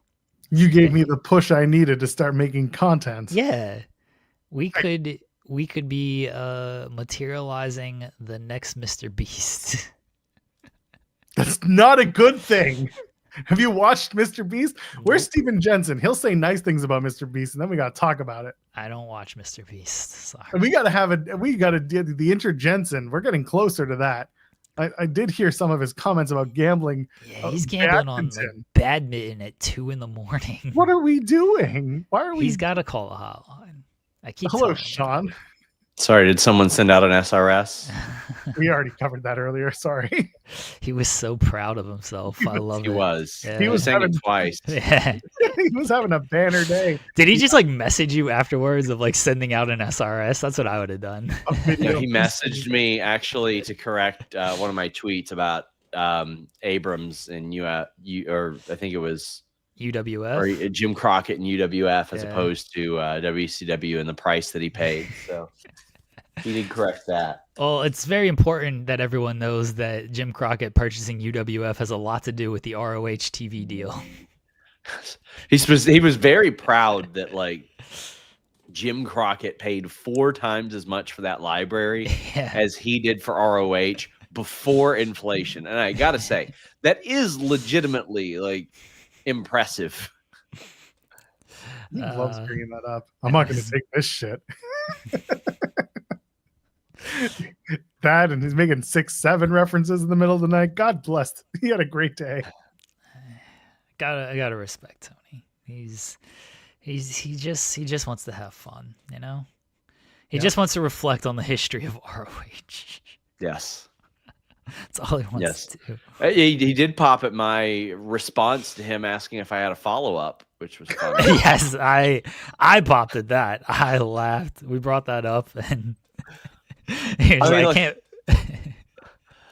Almost everything that I can just ask him, like, no, like, but there are a few things like that I know that maybe I'll actually get an answer to that he might be more inclined to answer on that. Like, you saying I don't possibly know what else I would ask. ROH, I was dying. I'm glad that he had a good sense of humor about it. Yeah. I thought about it. I thought about it, and I was like Queen Aminata and Nick Wayne, which he did get to, were like actually legit questions to ask about. So it was very funny. I just did it for the bit. I just did it to pop him. I respect it. Great. I respect it. How are you doing this morning, Sean? Good. We're gonna end up on Netflix soon, I think. Finally. This show too? Well, the ad-supported tier. Yeah. Well, that's you fine. know what? We'll At take least it's supported by something. Yeah, I'll take it. However we get there. Share your passwords. Just watch us daily. That'll be good. Yes. Listen, you can't do that anymore. I tried to let my mom use my Netflix, and it won't let her. Oh, that's unfortunate. Yeah, we got screwed out of a Disney Plus login the other day. Just wait till Patreon integrates that, buddy. Oh, boy. Then all these accounts actually got to subscribe instead of just stealing it all. Goodbye. I didn't even think that was like that. I didn't think that was just salacious. Yeah. I feel like that was just a well-known fact. Yeah. What do we do? I didn't even yell at him for telling me to do work that I did at 2 a.m. last night. Oh, God. I love it now. Every time Sean shows up, it's a liability. We have become a company liability. I mean, that's always been the case, you know. There, that's true. That's fine. We'll get group texts later on about all this. He started a group text with us. We didn't have a group text, us 3, and he started one yesterday. And my first question is like, anytime this stuff happens, I'm always like, am I fired? And so when he starts the group text, trouble. I thought we were for something completely stupid. So I didn't think we were in trouble because he named the group text LOL. So I was like, all right, this can't be that bad. If he's naming LOL, you're fired, you dumbass. But my first question is always like, am I fired or are we fired in this case when the group text started? And no, we are not fired, or maybe we are. And we're just doing the show rogue today. But it was a very funny group text that we got last night. Sorry that I can't share it with everybody, but it was a very funny group text. It was. I was out doing some groceries and we got it, and I was like, I am enjoying every moment of this conversation. This is good. Oh man. Anyway, the silly things that we have to deal with. Yeah, Brent saying Sean was just checking to make sure you two are behaving. Wow. That was his first appearance on the show in weeks.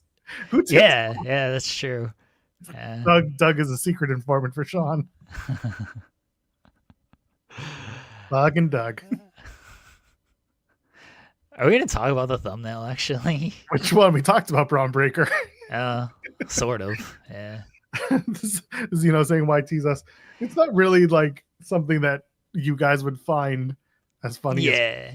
I mean, you might, honestly. It's true, you might, but it was really more of an inside funny thing. But yeah, the point was, when Sean messages either of us, our guards are immediately up because it's going to be something ridiculous. yeah. Sean was on the show on Tuesday, by the way, because of the TNA stuff. Oh yeah, so was I. Yeah. That was his first like random pop in though. The TNA stuff, like he had a point to be on. Yes. That was his first random pop in a while. And boy, did we make sure that he won't be back anytime soon. All right, we gotta talk about this Netflix WBD stuff. Although, I mean, I don't think there's a whole lot to say about it. So it's funny because like there is and there isn't. There's the wrestling side of it, which I would argue there isn't much. Yes, but from a where television is going and where media is going, it is a huge topic of conversation. One of which that I'm going to be honest right now at this hour on the amount of sleep I have is not going to be as well presented as say WWE and ESPN having their situation. So Netflix has bought the Warner Brothers Discovery, but the Warner Brothers portion of the deal, right? They're not taking everything. They're mostly taking the production, right? They paid a lot of money for it. Paid about, what was it, 72 billion? Yeah. Ridiculous amount. Some money you'd never fathom that existed. The idea is to boost US production and original content spending, because that is something that Netflix has, done a lot of work towards in the last 10 years.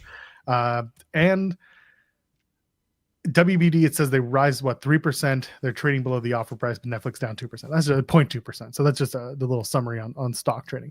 Either way, it's a giant deal. Someone's saying it's okay, so it's 82.7 billion USD, which is even more ridiculous. I'm tired already. Okay, I'm tired already. Let's talk about it. What does this mean for AEW? Jeremy, you want to answer that question in one word or less? Nothing.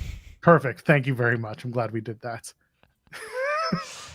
So, like, I'll do the wrestling side of things because I don't know the full on side of the film and the streaming and all of this stuff. Like, and let me put this out there as well. There's going to be there's potentially a lot of regulations that got to be overcome.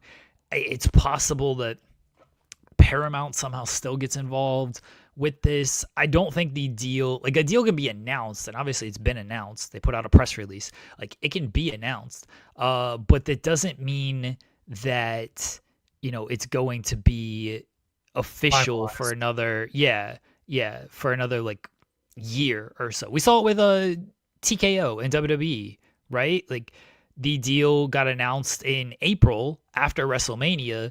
It was not finalized until September. So that's how these things work when it comes to major acquisitions. It can be announced at 1 month, and then 6, 7, 8, 12 months later is when like it all gets finalized, and who knows what can change in those however many months. So I'm going to go ahead and at least put that part out there. For the wrestling side of things, for right now, I don't think it means anything because it's too far away with all of this. They're saying Netflix CEO said the deal will be finalized Q3 2026. So there you go. That's about a year away, give or take. Yeah, and that was similar to what TKO was doing. So yeah, in terms of their timeline with WWE. Yeah, so again, as far as wrestling things, WBD Netflix is getting the streaming side. So they are getting like the HBO Max side of things. They're not getting the television side, the like TNT Sports, TNT, TBS, all of those channels. So yeah, what happens with AEW on that? Do they have to find a new streaming home when it comes to this? Don't know yet. Don't know what it means for the pay-per-views or simulcast or archives or anything like that. Again, we might not know any of these things until a year or so down the line. If the channels end up going, someone else gets those properties, that'll be a whole different conversation of, do they want to keep wrestling on those channels? Do they all just fold into a streaming service and linear cable, continues to just die off as it does. So we don't know any of these things yet. Here's the biggest thing I'm going to say about this. These companies do not care that much about this professional wrestling stuff. No. This is so low level to them. This is one of their least concerns when they are talking about all of these properties and moving things over and what they're acquiring and where everything is going to end up. They just paid $80 billion for all of this stuff. They do not care about what channel AEW Collision is going to be on 12 months from now. In the coming 12 months, sure, they got to figure all that stuff out. But right now, trying to let you know, they do not care about this stuff. They are not concerned. Netflix is not concerned with well, we got WWE, so we can't have AEW. We got to figure all this out, right? They don't care. That is such a minor gripe to them. And it's not even a gripe, but it is such a minor thing to them with it when it comes to what pro wrestling, where it could end up.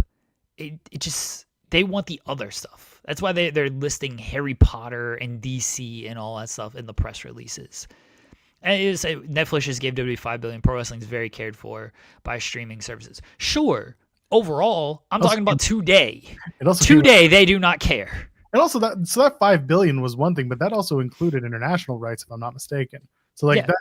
So it was $5 billion for Raw, but it was also $5 billion to air literally everything else everywhere not named United States of America.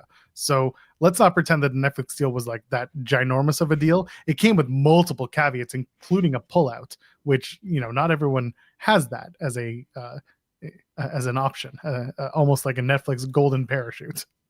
Yeah, they care. Again, they'll care in the course of these 12 months. Today, right now, at this moment, they do not care of where all of this stuff ends up. That is my whole point. They are not concerned about where AEW is going to end up a year from now. That doesn't matter to them. They're trying to figure out what they can put on their streaming service and what it means overall for Netflix when it comes to the major properties. And AEW's media rights is not a major thing to them. So much so that they might not have it at all because they didn't even get the television channels. They got the HBO Max, but they didn't get the television stuff. So that's why I don't know where any of this stuff ends up. I just do not know. And no one knows at this moment. And anyone who's saying they have an idea, probably lying to you.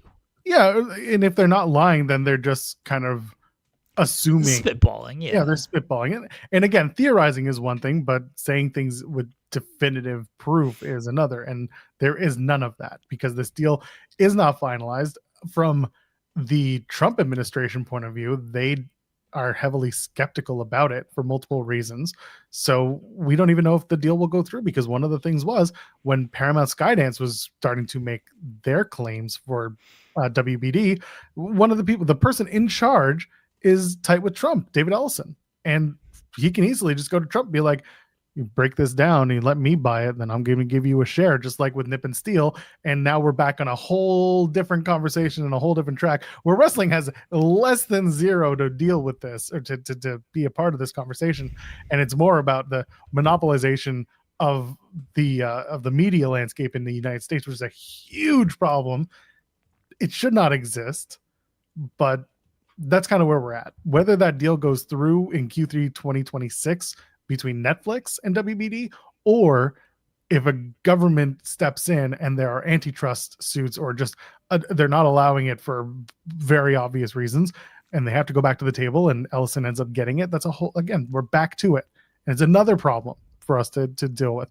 But at the end of the day, wrestling is such a low ant problem on the scale of animals and problems that it just doesn't. Sorry, My son is right now dealing with, is it an ant problem or is it an elephant sized problem? Right now, wrestling is an ant sized problem to all of these people.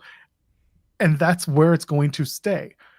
I brought this up on Wednesday and I still stand by it. Again, there is an interesting play with TNA goes to AMC. TKO has their hands in almost every single streaming or pot you can think of, whether that's CW, Netflix, Tubi again does count, ESPN. They're everywhere. So while the media landscape could be shrinking, so from a wrestling point of view, this could affect AEW way down the line, where if WBD, which by the way, like the channels don't change, they're still under Discovery. Netflix is acquiring literally just the means to create, not the places on which to air it. But let's say money is suddenly tight and cash strapped, and Discovery is just like, Warner Brothers is like, we can't do this anymore. Then yeah, AEW has a different conversation in its hands. But it's not because of this deal specifically. It is really because they are just at a disadvantage as to where else they could go. But that's not even something we're going to think about right now because it's not anything that's of any importance. But I'm sure down the line, it will be something that's discussed. WBD split their two, I guess, entertainment sides anyway, of the studio stuff and the streaming stuff, and then kind of the sports and the television stuff. And again, Netflix is only looking at one side. The other side is still, right now, it's still a WBD property. Somebody else could come in and make an offer for that, and that I would pay attention to that as well. If, let's say, Paramount wants that side of things, well, what does Paramount do with those channels and those properties? And I think that's going to affect AEW more than this deal, because as of right now, if those channels are still WBD properties and WBD still has them and Zaslav still has his hand and all of that, I think AEW is fine. Now I'm going to theorize. This is all theory stuff right now. Let's say Netflix does, they have the streaming side of things. I saw Ryan ask, why would Netflix care about, I'll make sure I get his correct wording here. Even if they did, I'm not sure why people think Netflix would be opposed to having both. They want all the viewers.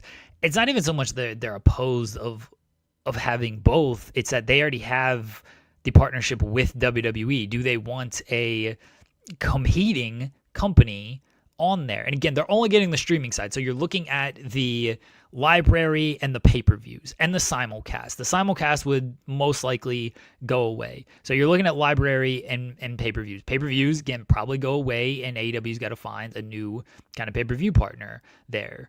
And this is where it's good for AEW when WBD was one company, but when they split it to HBO Max has one thing and TNT TBS have another thing, but it's all in the WBD banner, and AEW has their hand in both of those things. Now it becomes a little bit trickier with everything. And again, I don't know how all that works. I'm not going to pretend like I do know how all that works. But Netflix could certainly just be like, yeah, we don't want the AEW stuff. We already have WWE. WWE could, be like, you have a deal with us. I don't know what the language is in the contract. I would assume there is some type of language that says you can't have some type of like competing programming on your platform with us. You know what I mean? So I would assume that's there on that, but I don't know for certain. And that could be a thing of where Netflix, another reason why they wouldn't have any AEW content on the Netflix platform. Back to the split of, so AEW at the very least could look for a new potential simulcast partner or just streaming partner, and that could be Discovery Plus or Discovery, whatever the streaming service is, and a pay-per-view partner. Again, that could be Discovery Plus, that could be Amazon, that could be back on Triller, whatever it might be there. And then you have the television shows, which would stay on TNT, TBS, depending on who has that property now. And I see Redmond Star mentioning that Gunnar Winfield is heading up the network portion. Okay, how does he feel about wrestling? I don't know. Tony always mentions Zaslav. I don't know how Gunnar feels about things.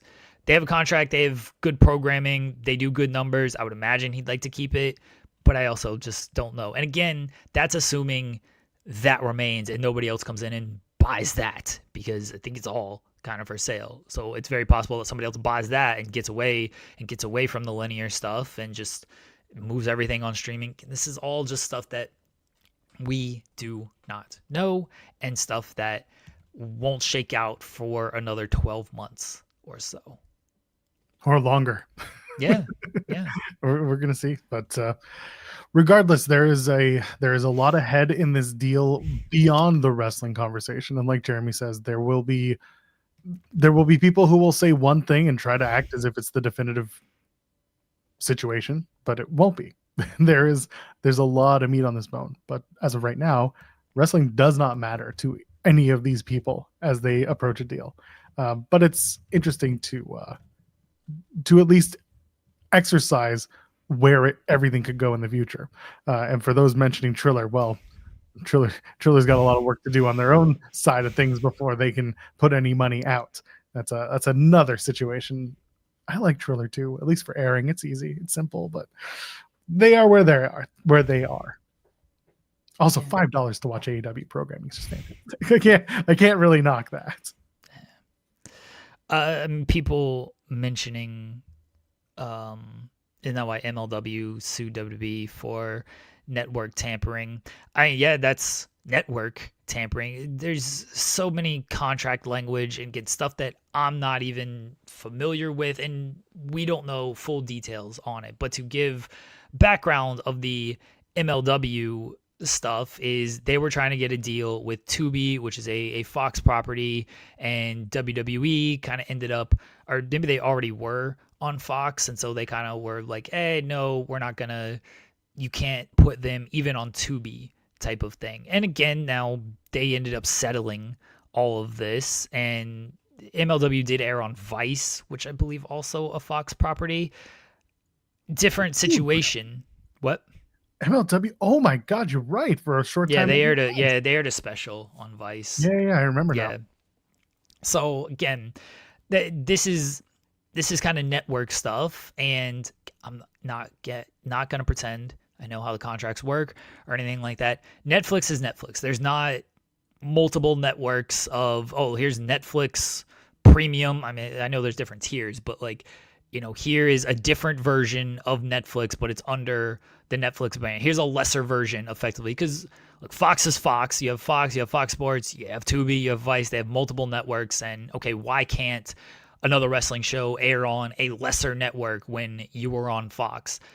WWE allegedly not happy with all of that. Netflix is all Netflix, and there can be potential brand confusion of, wait, what is this AEW stuff? I thought you had WWE. And if this comes to pass, which I don't think it will, but if it did, that could honestly be an argument of things. And again, there could be something in the Netflix deal because there are not multiple networks, and because they had the situation with MLW where they put it in like, we're the only wrestling property you guys can have. Like, there, you can't do another wrestling property. And again, Netflix might look at this and like, we're happy with our WWE partnership. They do, strong numbers for us weekly. They're always in the top 10 global every single week. We're good with this. Why do we want another wrestling property on here? Because that could upset our partners at WWE, and that's just not worthwhile for us. We already have the biggest property. We already have WWE. Why do we want the third promotion? Why do we want the second promotion? So there's a lot of moving parts and things that are all going to go into this. And again, anyone who says like, oh, this is the definitive thing, no one really knows. I don't really know. I'm just trying to theorize what's at play here. To which the answer is nothing. For now. We'll see what happens in a year. If this show is still going and we're not fully sponsored, watched by millions of people, then it's Netflix's fault. That's really what it comes down to, right? Shall we move on? Unless you got like anything to add. I don't. Again, I think I kind of made it that I made the point that from a wrestling standpoint, like you said, none of this matters. It will matter at one point if this deal goes through, and it will matter for completely different reasons than the ones that people are saying right now. And it's just the way it is right now. I don't like a monopoly. I don't like the idea of approaching a media monopoly. I would much prefer we just enjoy a fully landscaped, multi-faceted media landscape in all of wrestling and beyond. Yeah, this is Brandon Thurston's day. I want one network to rule them all. That's it. All right, and it's just going to show wrestling all day. Yeah. Just one 24-hour block. Yeah, that's fine. Sure. No, not even 24 hours. Like, 24 hours in one day. Yeah. But then no more wrestling. Then it's just a dark channel the rest of the time. And then it's just Schitt's Creek. That's fine. Oh, Schitt's Creek man. rules. Yeah. I love it. Yeah, Henry saying if AEW dies, what will Joel hate on next? Don't worry, brother. I'll always find something. NXT will still be alive. So. And that'll be the next cockroach brand until WWE shutters it. Listen, an equal opportunity hater. I will always find something to hate on. So deal with it. I didn't want to bring up TNA because actually there was. I don't know if you saw. No. This was actually a little offside. I don't know if you saw this, but it is kind of pertinent because we do keep track of the good and the not so good, the bad, if you will.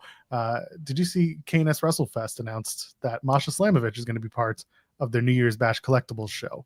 So that is just newsworthy for the fact that it's the first time Masha has appeared publicly since the allegations from her former partner, and she had said that she was going to take time off, and then TNA was opening an investigation. She's at the end of her TNA contract, so January 3rd, she is currently scheduled to be part of the New Year's Bash collectible show that KNS WrestleFest is putting on. I'm putting it out there because it is newsworthy that it is her first appearance. Okay. So it is. Again, I cover TNA. People ask. I'm letting people know. Is she with TNA though? I don't know. As far as I understood it, her contract is up, but I don't know for sure. Yeah, I don't know if she's actually with TNA. Her contract was coming up. There was interest from WWE. Feels like you just wanted to shoehorn TNA into the conversation.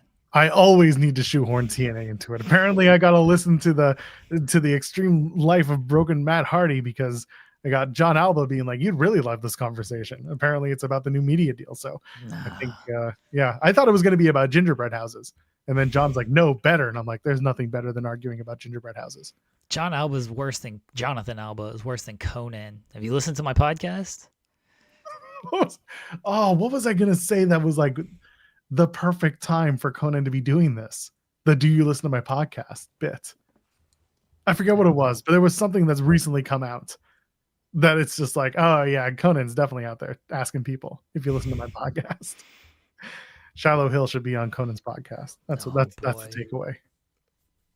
Conan would love that. Oh my God, just dark web conversation with them. Yeah, sure. It'd be perfect. Yeah. The best thing Shiloh Hill's ever done.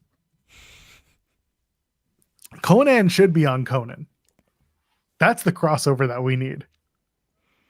Could you imagine that the big white Irish guy with the red hair talking to the little stout Mexican? Well, is he Mexican? I don't know what's Conan's official background. Cuban? I forget where he's from. Pro wrestling, Joel. It's universal. he's from everywhere. I think he's Cuban American. Yeah, he's Cuban. Anyway, I'd like to see those two guys have a conversation in a stand-up format. I don't want them to be sitting down. I want to see the height discrepancy for both men. 4.5 hours of sleep, folks. This is what you get at this hour. Conan and Conan having a conversation in my brain. Conan just goes, "Have you listened to my podcast?" And Conan just goes, "No." And Conan just goes, "Okay." And that's the end of the conversation. I think the conversation should open with Conan saying, Conan, have you listened to my podcast? And Conan being like, brother, I have a story for you. Can I tell you a story? And 20 minutes later, we've gotten through the first story. Conan, it's now Conan needs a friend because Conan walked out. Can I tell you something?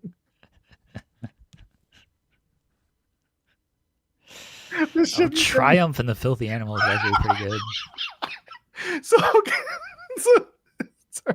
So we posted on our Fightful socials the quote from Nick Khan about Rey Mysterio. He effectively said something along the lines like Mysterio was nothing in WCW before we got him, and like he's objectively wrong, but I know what he's trying to say. Right. Like his whole point with that headline. Yeah, he's fully baited. The whole idea was that Ray wasn't presented as a world champion caliber wrestler, but he was never given the opportunity because he wasn't going to be Hogan. He wasn't going to beat Hogan or Flair or Piper. Like he had the feud with Kevin Nash, and that was the best that it got at the time. He was always popular. The crowd loved him, but he was never put the machine behind him. It was always just Ray. They unmasked him, and it was like, oh, we can't do anything else from here. We already took the shine off of that. So like Nick Khan's comment is both right and wrong. Amazing wrestler, having banger matches, getting over with the crowd, but he was never given the opportunity to be the dude. Then they brought him to WWE, and they catapulted him fairly quickly. They made him the guy. He won the title. He won the world title. Vince hated him because he was short, but like they continued to market him as like the luchador. And as a result, he became huge in WWE. Like it makes perfect sense, but I love people are just like biting on it so hard. Yeah, like I didn't think there was anything wrong with what he said. Like no, it's just like there's also a reason why I used that like headline and quote and everything. Like he's out of line, but he's right. Like, there was nothing. There's nothing really wrong with what he said. Yes, Rey Mysterio was having great matches in WCW. His ceiling was cruiserweight guy who was going to get beat up by the bigger stars. That's where they positioned him. Okay. In WWE, they put him at a higher level. Now they call him the greatest mask of all time. And if you ask any like casual wrestling fan, they're like, who's the greatest luchador ever? It's Rey Mysterio.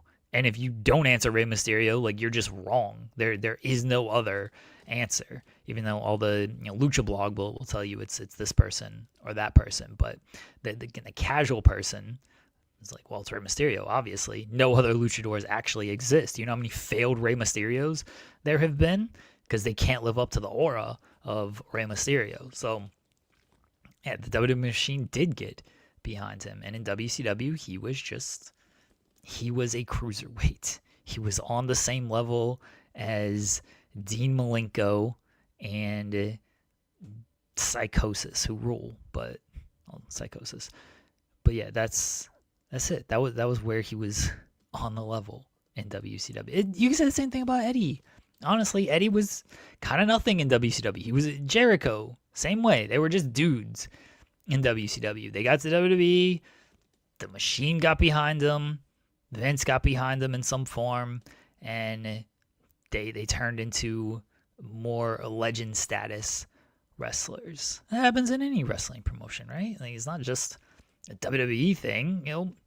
I'm not saying Razor Ramon was a nothing in WWE, but he went to WCW and he certainly felt like a bigger deal in WCW.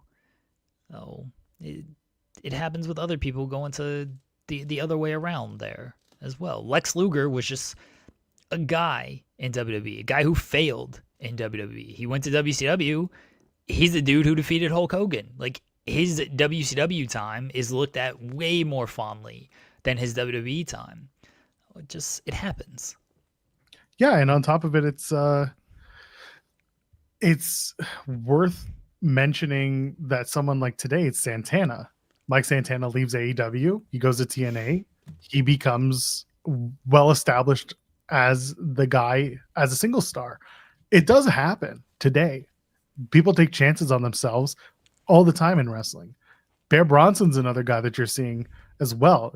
His situation is very different in that, he got the shit end of a stick when his tag partner, had domestic violence charges pressed and rightfully was dismissed from his job and is out of the game. But with Bear, it was like he tried to come back. He tried to reestablish himself. But at that point, he was just synonymous with his tag team partner at the time that he had to go out there and he had to rebuild. And now look at what he's doing. And now he's most likely appearing in the TNA tapings this weekend because he's busted his ass. His partner, his wife, Gabby, is right now working the Bailey Lodestone women event, seminars, whatever it is. Because that's what you do. You build and you take chances on yourself. And WWE took chances on Rey Mysterio and everyone that you just mentioned and built them up accordingly. It's what the creative deems you serviceable for. And neither of them were Hogan or Flair or Kevin Nash or David Arquette. Arquette won the world championship. Rey Mysterio didn't. I'm just saying. Yeah, David Arquette was a huge star in WWE. What did he ever do in WWE? That's right. He brought RJ City on for an episode of The Bump. What a mistake. Right? Just more people to be kicked in the dick. Did you all week? So I need SmackDown or all three shows really. Someone needs to get kicked in the dick on all three shows tonight because every single show this week in wrestling featured someone getting kicked in the dick. It's actually been amazing. Like since Survivor Series, there has been a dick kicking pandemic in wrestling. Did you notice this all week? I mean, I noticed there were a few. Yes. There was Liv at Survivor Series. Yeah. Monday night, Gunther kicked what's his face in the dick, Solo Sikoa. Okay. On Tuesday, I'm sure it happened in NXT, but I can't remember what it was, so it happened. Nobody remembers NXT. It happened though. Someone got kicked in the dick. Someone who watches NXT, I'm sure can call it up. I'm sure you can figure it out. On Wednesday, didn't Okada kick someone in the dick? Pac? I'm sure someone got kicked in the dick. There was the thing between the Bucks and Kenny and everyone else. There was another kick in the dick in that one. So there was. Are you sure? Or are you just making this up? No. I'm positive that someone got kicked in the dick on AEW TV this week. I'm 100% certain that did happen. I do know that happened. Last night in TNA, there was dick kick in action. TNA is now DK action. I said Gunther kicked Solo in the dick, so there you go. There has been dick kicking every night of wrestling this week. Okay. And if somebody gets kicked in the dick tonight, we've hit the trifecta. I did watch AEW. I was also just working on other things while I did, as is typical. All right. Oh, Dalton Castle should kick Ricochet in the dick. Yeah, Ricochet's probably going to kick Dalton Castle in the dick. That might happen. That's what I'm here for. What? Nothing. I was admiring your dick kicking history there. This is what it is. If you ain't gonna do it, you gotta do it right, and that's dick kicking. Okay. SmackDown tonight. What was your moment of Thursday, Joel? Someone got kicked in the dick on TNA Wrestling. And someone got kicked in the dick all week in wrestling. So clearly, the D-Suite. I'm tired today, man. This is the best you get. That was my moment of Thursday. Dick kicking and telling people about D-Suites. My moment of Thursday, ego inflation moment. Tony Khan, unfortunately, knowing who I am and mentioning me by name on a media call. Very unfortunate. Very topical, though. He's got 1%. How do you have 1%? I don't know. That is the funny thing about this. Can he just play vanilla? Like I'm. That's the theme. It's just I'm over again. I'm. That's what I need tonight. Is just play that over again. It's just play Christian coming out. I'm. The tape skip or something. What's going on? Oh gosh. Anyway, SmackDown is tonight. The only thing announced is the My Time Is Now finals between LA Knight, and Gunther. Dick kicking Gunther. What if this ends in a DQ and they got to do a triple threat match? Hell yeah. John Cena's last match. John Cena out here going on Kimmel, and people run with the dumbest thing that wasn't true. It's like, come and watch my match, and then NXT, and people are like, oh, he's going to open up the show. It's like, no, that's not what he's saying. He's saying framing is very important of these things. Yes, and it was so silly that someone who just wanted to engagement bait, putting it out there as like, John Cena gonna open up his own retirement match? Like, no, he's very much going on last. We're building to something here, just like they've been doing it on Raw every week with their blah blah blah blah. And then he does the interview with Rinaldi where he's talking about whatever. Oh man, there was a dick kick on NXT. Don't tell me otherwise. And I believe Lab Glass, who probably watched the show. I watched NXT eventually. Watch the show. I did watch NXT. Debatable. I did. You saw it. You watched it. I watched it too. Yeah, I watched it. I don't know if so you did. I. Perfect. I did. Debatable. What? Because I didn't talk about how Javon Evans is gonna win the Iron Survivor because of NXT Anonymous. I just don't know how much you watched it. I watch it. Okay. Do I pay attention to it? That's a whole other question, my friend. Framing is background noise for you. It is just like the show. Someone earlier was like, I play Mario and listen to you in the background. I'm like, that's perfect. That's how it should be. We are the backseat drivers to your day. Don't worry about it. Don't worry about us. We're just here. Anyway, John Cena did mention that he's going to have his last match, and someone ran with it as this is going to open up the show. It's not going to open up the show. If it does, then we're back, baby. We are so back to the NBC version of Saturday night's main event. But it's not airing at 11, so it's going to be the main event. It'll be fun. That is next Saturday, though. Tonight is LA Knight versus Gunther. Yeah. Yeah. Or Gunther will kick LA Knight in the dick. I hope the Miz gets involved and he wins this match. He should. It should be a 4-way. An Iron Survivor with John Cena, since he knows all about that match now. You want me to plug for the Who? Who is this guy? Never heard of him. Well, 3, 2, 1, let's go. I think the Miz should find a way into this match and win. He should stack LA Knight and Gunther, and then he gets John Cena's last match. Perfect. Roman Reigns should come out and be like, nobody retires John Cena but me. And then that's the match. John Cena and Roman Reigns one last time on Peacock.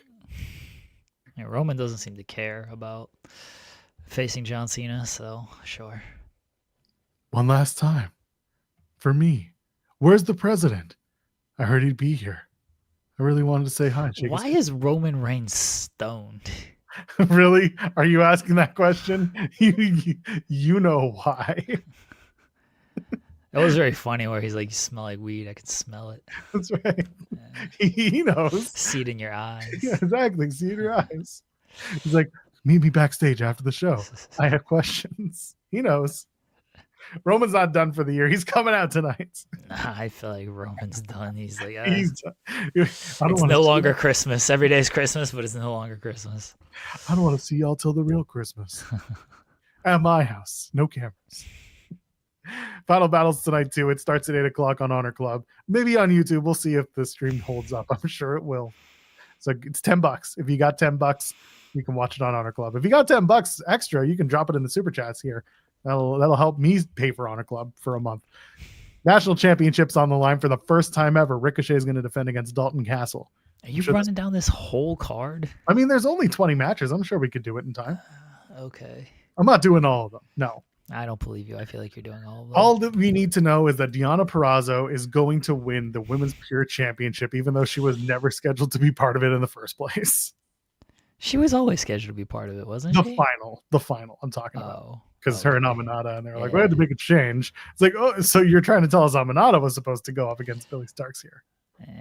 Yeah, I think Billy's about to become another champion. Billy's gonna win another title for the first time, keep it for 6 months, and never defend it. Poor Billy. You think they give her a shot by and then really the top matches are really the only ones I want to talk about. Is Athena gonna drop to Persephone?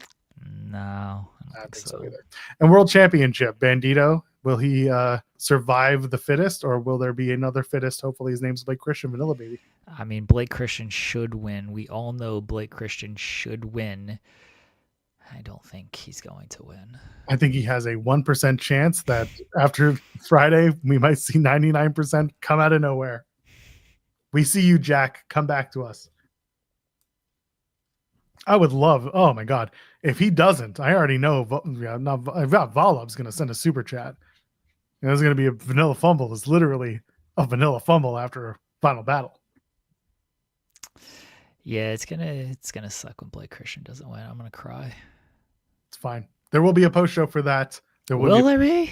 Yeah, SP3 and Reg. I think it's Reg and SP3 actually. Oh. I'm gonna triple check before I stuff my foot in my face. Okay. I know Iridian and Cresta are doing the SmackDown post show. Phil and SP3, I should say. Phil and SP3 are doing the final battle post show. Oh. All right. So now y'all know. That's why SP3 is not in the chat right now. He's too busy getting ready to do this ROH final battle post show. Maybe his actual job, which I get it.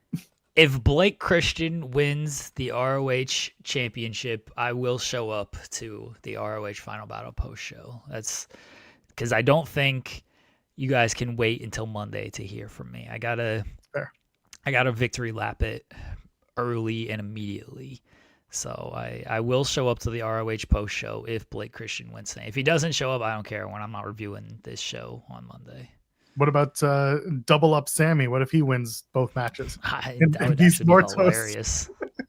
They love giving you double doses of Sammy Guevara and ROH. I would actually cackle if they just put this title on Sammy Guevara. Sammy wins the world title, and then all of a sudden Ty Mello gets this huge push and beats Athena for the women's title. Ring of Guevara. I would actually die if Sammy wins this title. It'd be very funny to me. I don't have anything against Sammy. Like, he's fine. It's just very funny that, like, yeah, he's about to be a 3-time ROH Tag Team Champion. It rules. As it should. Apparently I just missed a call from Bell. Oh, well. From Doug? No, from Bell. Oh. Canada. Anyway, not important. I know what it is, but yes. They're asking you, where's Doug? Where's Doug? Have you seen Doug? And then, the big match that everyone's talking about, getting really excited for, Eddie Kingston versus Josh Woods. Are people getting excited for that? Oh, yeah. Eddie Kingston's back, baby. Didn't you know? Oh. I mean, like, it's a fine match. I like both of these guys. I expect it'll be like a 5-minute match. I'm not going to get, like, super excited for a 5-minute match. Why isn't this match happening on Collision instead? Eddie might wrestle somebody else on Collision. He might, beat Josh Woods and then call somebody out for Collision, honestly. Can you do Mana for a second while I take this call? Why do you have to take this call? I don't Because it's important. I'll be quick. All right, I'll talk about something else. I don't need to do anything with Mana. I'll do that at the end of the show like I always do. I'm looking forward to Nigel and Lee Moriarty. That should be a really good match. I assume Lee wins because you probably don't want to beat your ROH peer champion. I don't feel like that would be great, although it's Nigel. Like, it's fine. But Lee's facing Commander in a couple of weeks. Boxing Day Brawl. Right? That's the name of that TV special. Yeah, Josh Woods is still in AEW and ROH. I don't think he's with the Smart Mark crew anymore, though. That just seems like it's always Tony Nese and Arya Davari and Story Denali, right? I think that's her name. Apologies if it's not, but I think it's mainly them and not Josh Woods. Hasn't really been part of that group for a while, but Josh Woods is great. I love him. I wish they would do a little bit more with him, but they're not. But he's facing Eddie. That's a good match. And I think it'll be a fun 5-minute match. I just don't think it'll be very long. I wish it would have more time, but I just don't think it will. Everyone, check out Coexisting at 3 o'clock. It is back. Rob and Maggie, they are back. Shout out to you, Rob. Hope you're doing well. But yes, Coexisting back at 3 p.m. Eastern today, right here on this channel. I'm not looking forward to the media, the press conference afterwards. Why is Joel is he a bird? Joel's a bird now, making bird noises. Josh Woods in Frat House would be kind of fun, actually. If him trying to be like a serious pro wrestler while Frat House is doing Frat House things, but him like also being like a drunk who and drunk, but like getting. They drink. They don't hide that they drink. Getting wasted and just like trying. He's that friend who, gets really drunk and wants to like wrestle and fight everybody. We've all had that friend, right? That friend was kind of me a lot of times because like I watched wrestling and a lot of MMA. So after a few drinks, like I'd be like, hey, let's do some MMA with my friends. Be like, yeah, and then we would wrestle and I'd choke them all out because I knew what I was doing and they had no idea. I'd throw a bunch of leg kicks on there. That was my go-to strike, just leg kicks, no punches. Keep the distance, throw the leg kick, and then go for the takedown. That's what I would do. Daffy asking, how much you think AEW storytelling would tighten up if there really is a focus? Sorry about that. And fixing to ROH. I don't know if... They wouldn't shut the fuck up. They just keep talking. Joel is trying to eat the air. So sorry. This is because it's a morning show. People don't give a shit. My dad had the service account for cable, internet, and home phone at my mom's place, and all of the credits are due. Like at the 2-year contract where he had all the deals, it's come due. My dad's been dead for a year, so no one ever switched over the ownership of the account. But I thought they did, and I'm now supposed to be an authorized user. But Bell was calling me saying I was going to take over the account, which means they have to do a credit check on me. Which is like I could do a credit check, it's fine, but also I don't want to because it's needless. I'm not taking the account over. This was a whole just like a big circle where I'm just like, no, that's not what we're doing. We're trying to. This is a different thing. I'm trying to get a new deal for my mom for her services, but I don't need to be the owner of the account for that. I just need to be an authorized user. So this was me being like, no, someone fucked this up. This is not what we're doing. And that's why it was longer than it needs to be. It is always a thing. Like after someone passes, when my dad passed as well. And like, we try to like get out of his, like, we didn't need the phone number anymore. Like, can we cancel this like Verizon stuff? And they like make it this whole ordeal. And like, no, do you not understand? He is dead and he cannot use this phone. We do not need this number. We do not need to pay for all of this. They want to like the death certificate and everything. My mom's like, this is the dumbest shit I've ever heard of. It makes sense. So remember, like taking it all back to wrestling, Paul Heyman used to fly people out on the bereavement fairs, and he would say like his uncle Joe died, and that's how he would fly out wrestlers for cheap at the last minute. That's basically why things like this exist, is because Paul is an asshole and took advantage of the situation. So like when I worked at Virgin Mobile, subsidiary of Bell, it was the same thing. I'd have to show a death certificate to cancel an account without any penalties. And at that point, like, it's fine. It's just because it's been so long, like Bell treats it as if this happened yesterday. So like, oh, so sorry for your loss. I'm like, it's fine. He's been dead for a while. It's good. Don't worry about it. But they're like, Joel, insensitive Joel over here. Like, we buried him a year ago. It's okay. They're trying to be nice and everything. It's like, we don't need this right now. For almost 4.5 hours of sleep, and I'm like, I don't need this. Just give me the facts. I'm half paying attention anyway. The point of all this is like, you should have put him on air. No, because it was going to be awkward, very awkward. You should have asked them their thoughts on John Cena's retirement tour. I don't think she would have known. So and that wouldn't have worked. Instead, I was Bell showing empathy, right? Who would have thought? But yeah, she was perfectly nice. The point I'm trying to make here is they still needed a death certificate, and I do remember that when my dad died, it was like they asked at the funeral home, they're like, how many death certificates do you think you'll need? And my mom was like, 20. I was like, we can Xerox these things, right? Yeah. Hey, you should have asked her for her thoughts on Cena's. Everyone knows John Cena. She's a big star. True. I don't know. She sounded like she had better things to do. So she's bugging you about someone who's been dead for a year. She can't have that much better things to do. It's happening for a reason. Jesus Christ. Yeah, they were telling me the history of Ring of Honor. Hi, I'm calling on behalf of Tony Khan. You wanted me to read you the script? Let's reflect. You should have asked her to reflect on her last year at Bell. Oh, no, that's not a good thing to reflect upon if you're a Bell employee. You don't know if your job's still in play by the end of the year. All right. My mom almost got scammed the other day. Oh no! And she was trying to sell something, and it was like $25 she's trying to sell it for, and the person like sent it through Venmo, and then she got a text from the scam thing, and it was like, the person who tried to send you $25 through Venmo is a business account and has like a $500, like has to send like a $500 limit or something. Please call this number. And so she called the number, and she didn't like actually research to see if this was the Venmo number. She's just like, okay, I'll call this number. And she said she was on the phone with them, and they were like, oh yeah, it's a business account. Like, you have to send $500 to PayPal to go to them, and then they will send $500 through Venmo to like activate the business account. And it was this whole thing. She's explaining it to me. I was like, mom, what are you doing?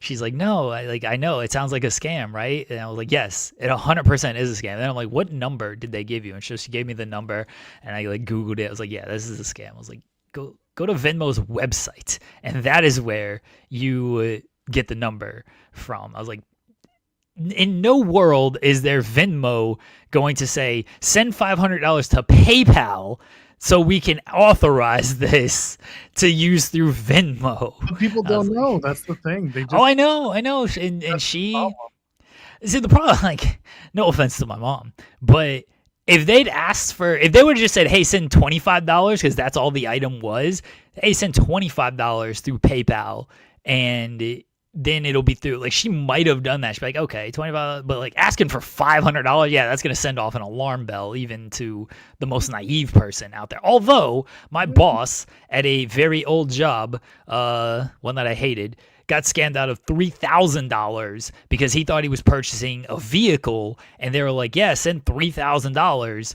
and we'll set things up. So he went ahead and just sent the $3,000, and then he got completely ghosted and was completely scammed out of it. So yes, people are very, very stupid out there. Yes. Fortunately, my mom had the wherewithal to realize this was not good, call me to get confirmation, and then she lost $500 anyway because I charged her a $500 scammer's fee, so I got $500 out of it. Hey, good for you.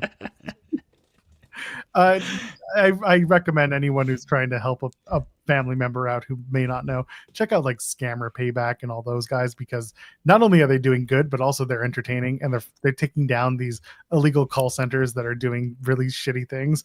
And also you get a kind of idea of what these scams look like, so that if you're ever dealing with it in your old age, you are at least a little bit further than you were compared to your parents now who don't know. But congratulations on your $300 windfall, $500 windfall. Yeah, $500. My mistake. I did ask. I was like, now you owe me $500 for saving you, and she just laughed. I was like, let's call my mom and let's bully my mom into giving me $500. Stop it.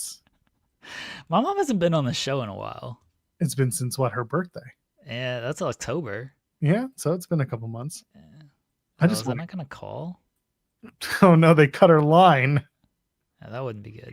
Oh, okay. I don't want. Oh, okay. Oh, nobody heard her name. All right. Perfect. I don't think people. It doesn't matter what her like. It's fine. All right. It's okay. All right, let's get out of here. It's Friday. You got what you need for Friday? What did we accomplish today, Joel?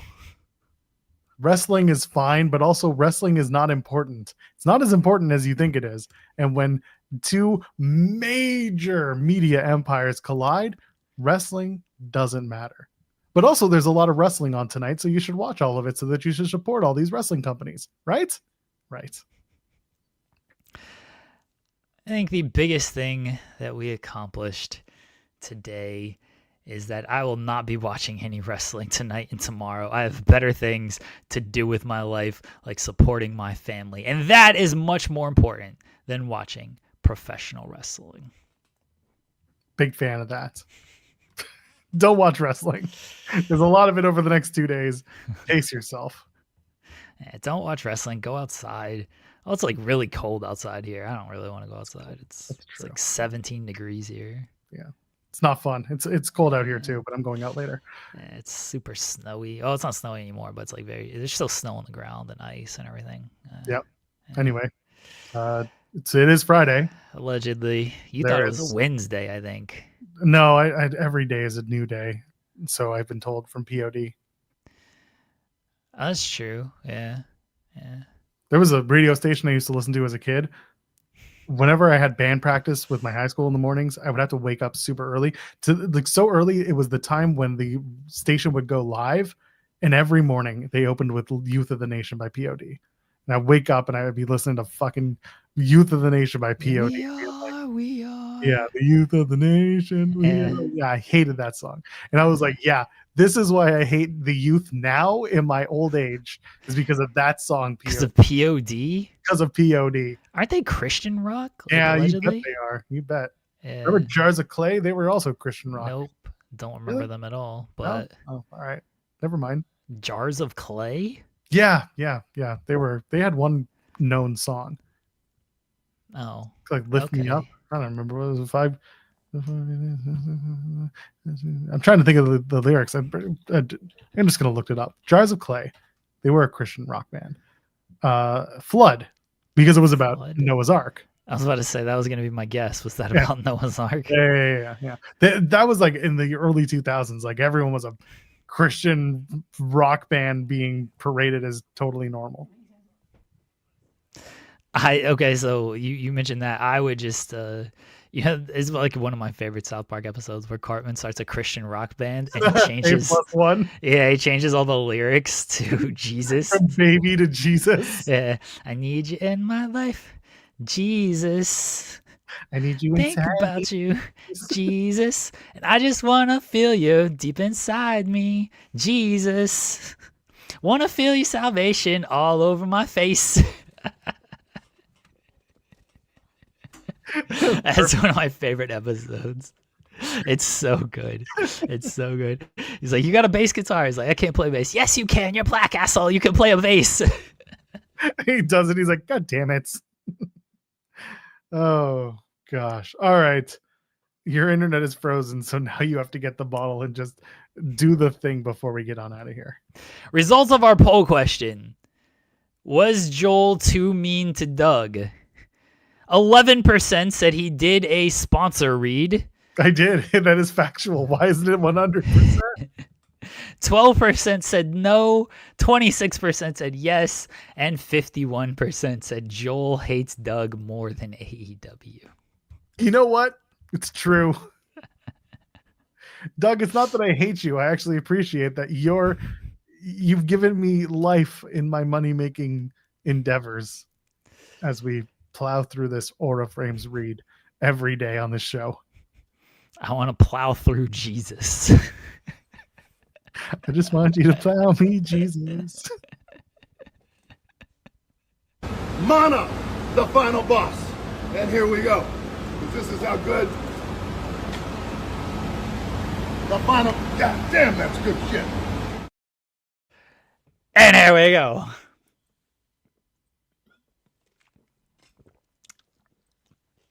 Ah, damn, that's good shit. Stronger and stronger every week, I swear. That's what the Blanco does, baby. Just like Roosh, El Toro Blanco, unless you actually give him what he wants. He's injured right now. Allegedly. We'll see. Fuck. Did you see his reason as to why he reposted that video of him signing the contract? Like, it was exactly what I expected. He has some third-party app that is taking his most popular content and reposting it because that's what you do, and you repost it and you get money from it. Everybody does it, and that's what he was doing. Fair. It's exactly what it was. It was money-making, but he says he doesn't know, and I'm like, anyway, Rich. He's not winning tonight because he's not wrestling tonight. Allegedly, he's injured. I don't know about that. But anyway. He's going to come out and celebrate with Sammy Guevara after Sammy Guevara wins the title. Sammy Guevara. He doesn't use that theme anymore, I don't think, right? I know. They changed it. That was my favorite theme. Sammy Guevara. He should have that, but then it goes into the Uncle Cracker theme for X Factor. Hey, yo, you dealing with the Sammy Guevara. I got everything I ever wanted. What was that wasn't the popular Uncle Cracker song. What was the really popular I don't know. Uncle Cracker song? I don't know. What was it? What was it? Uncle Cracker.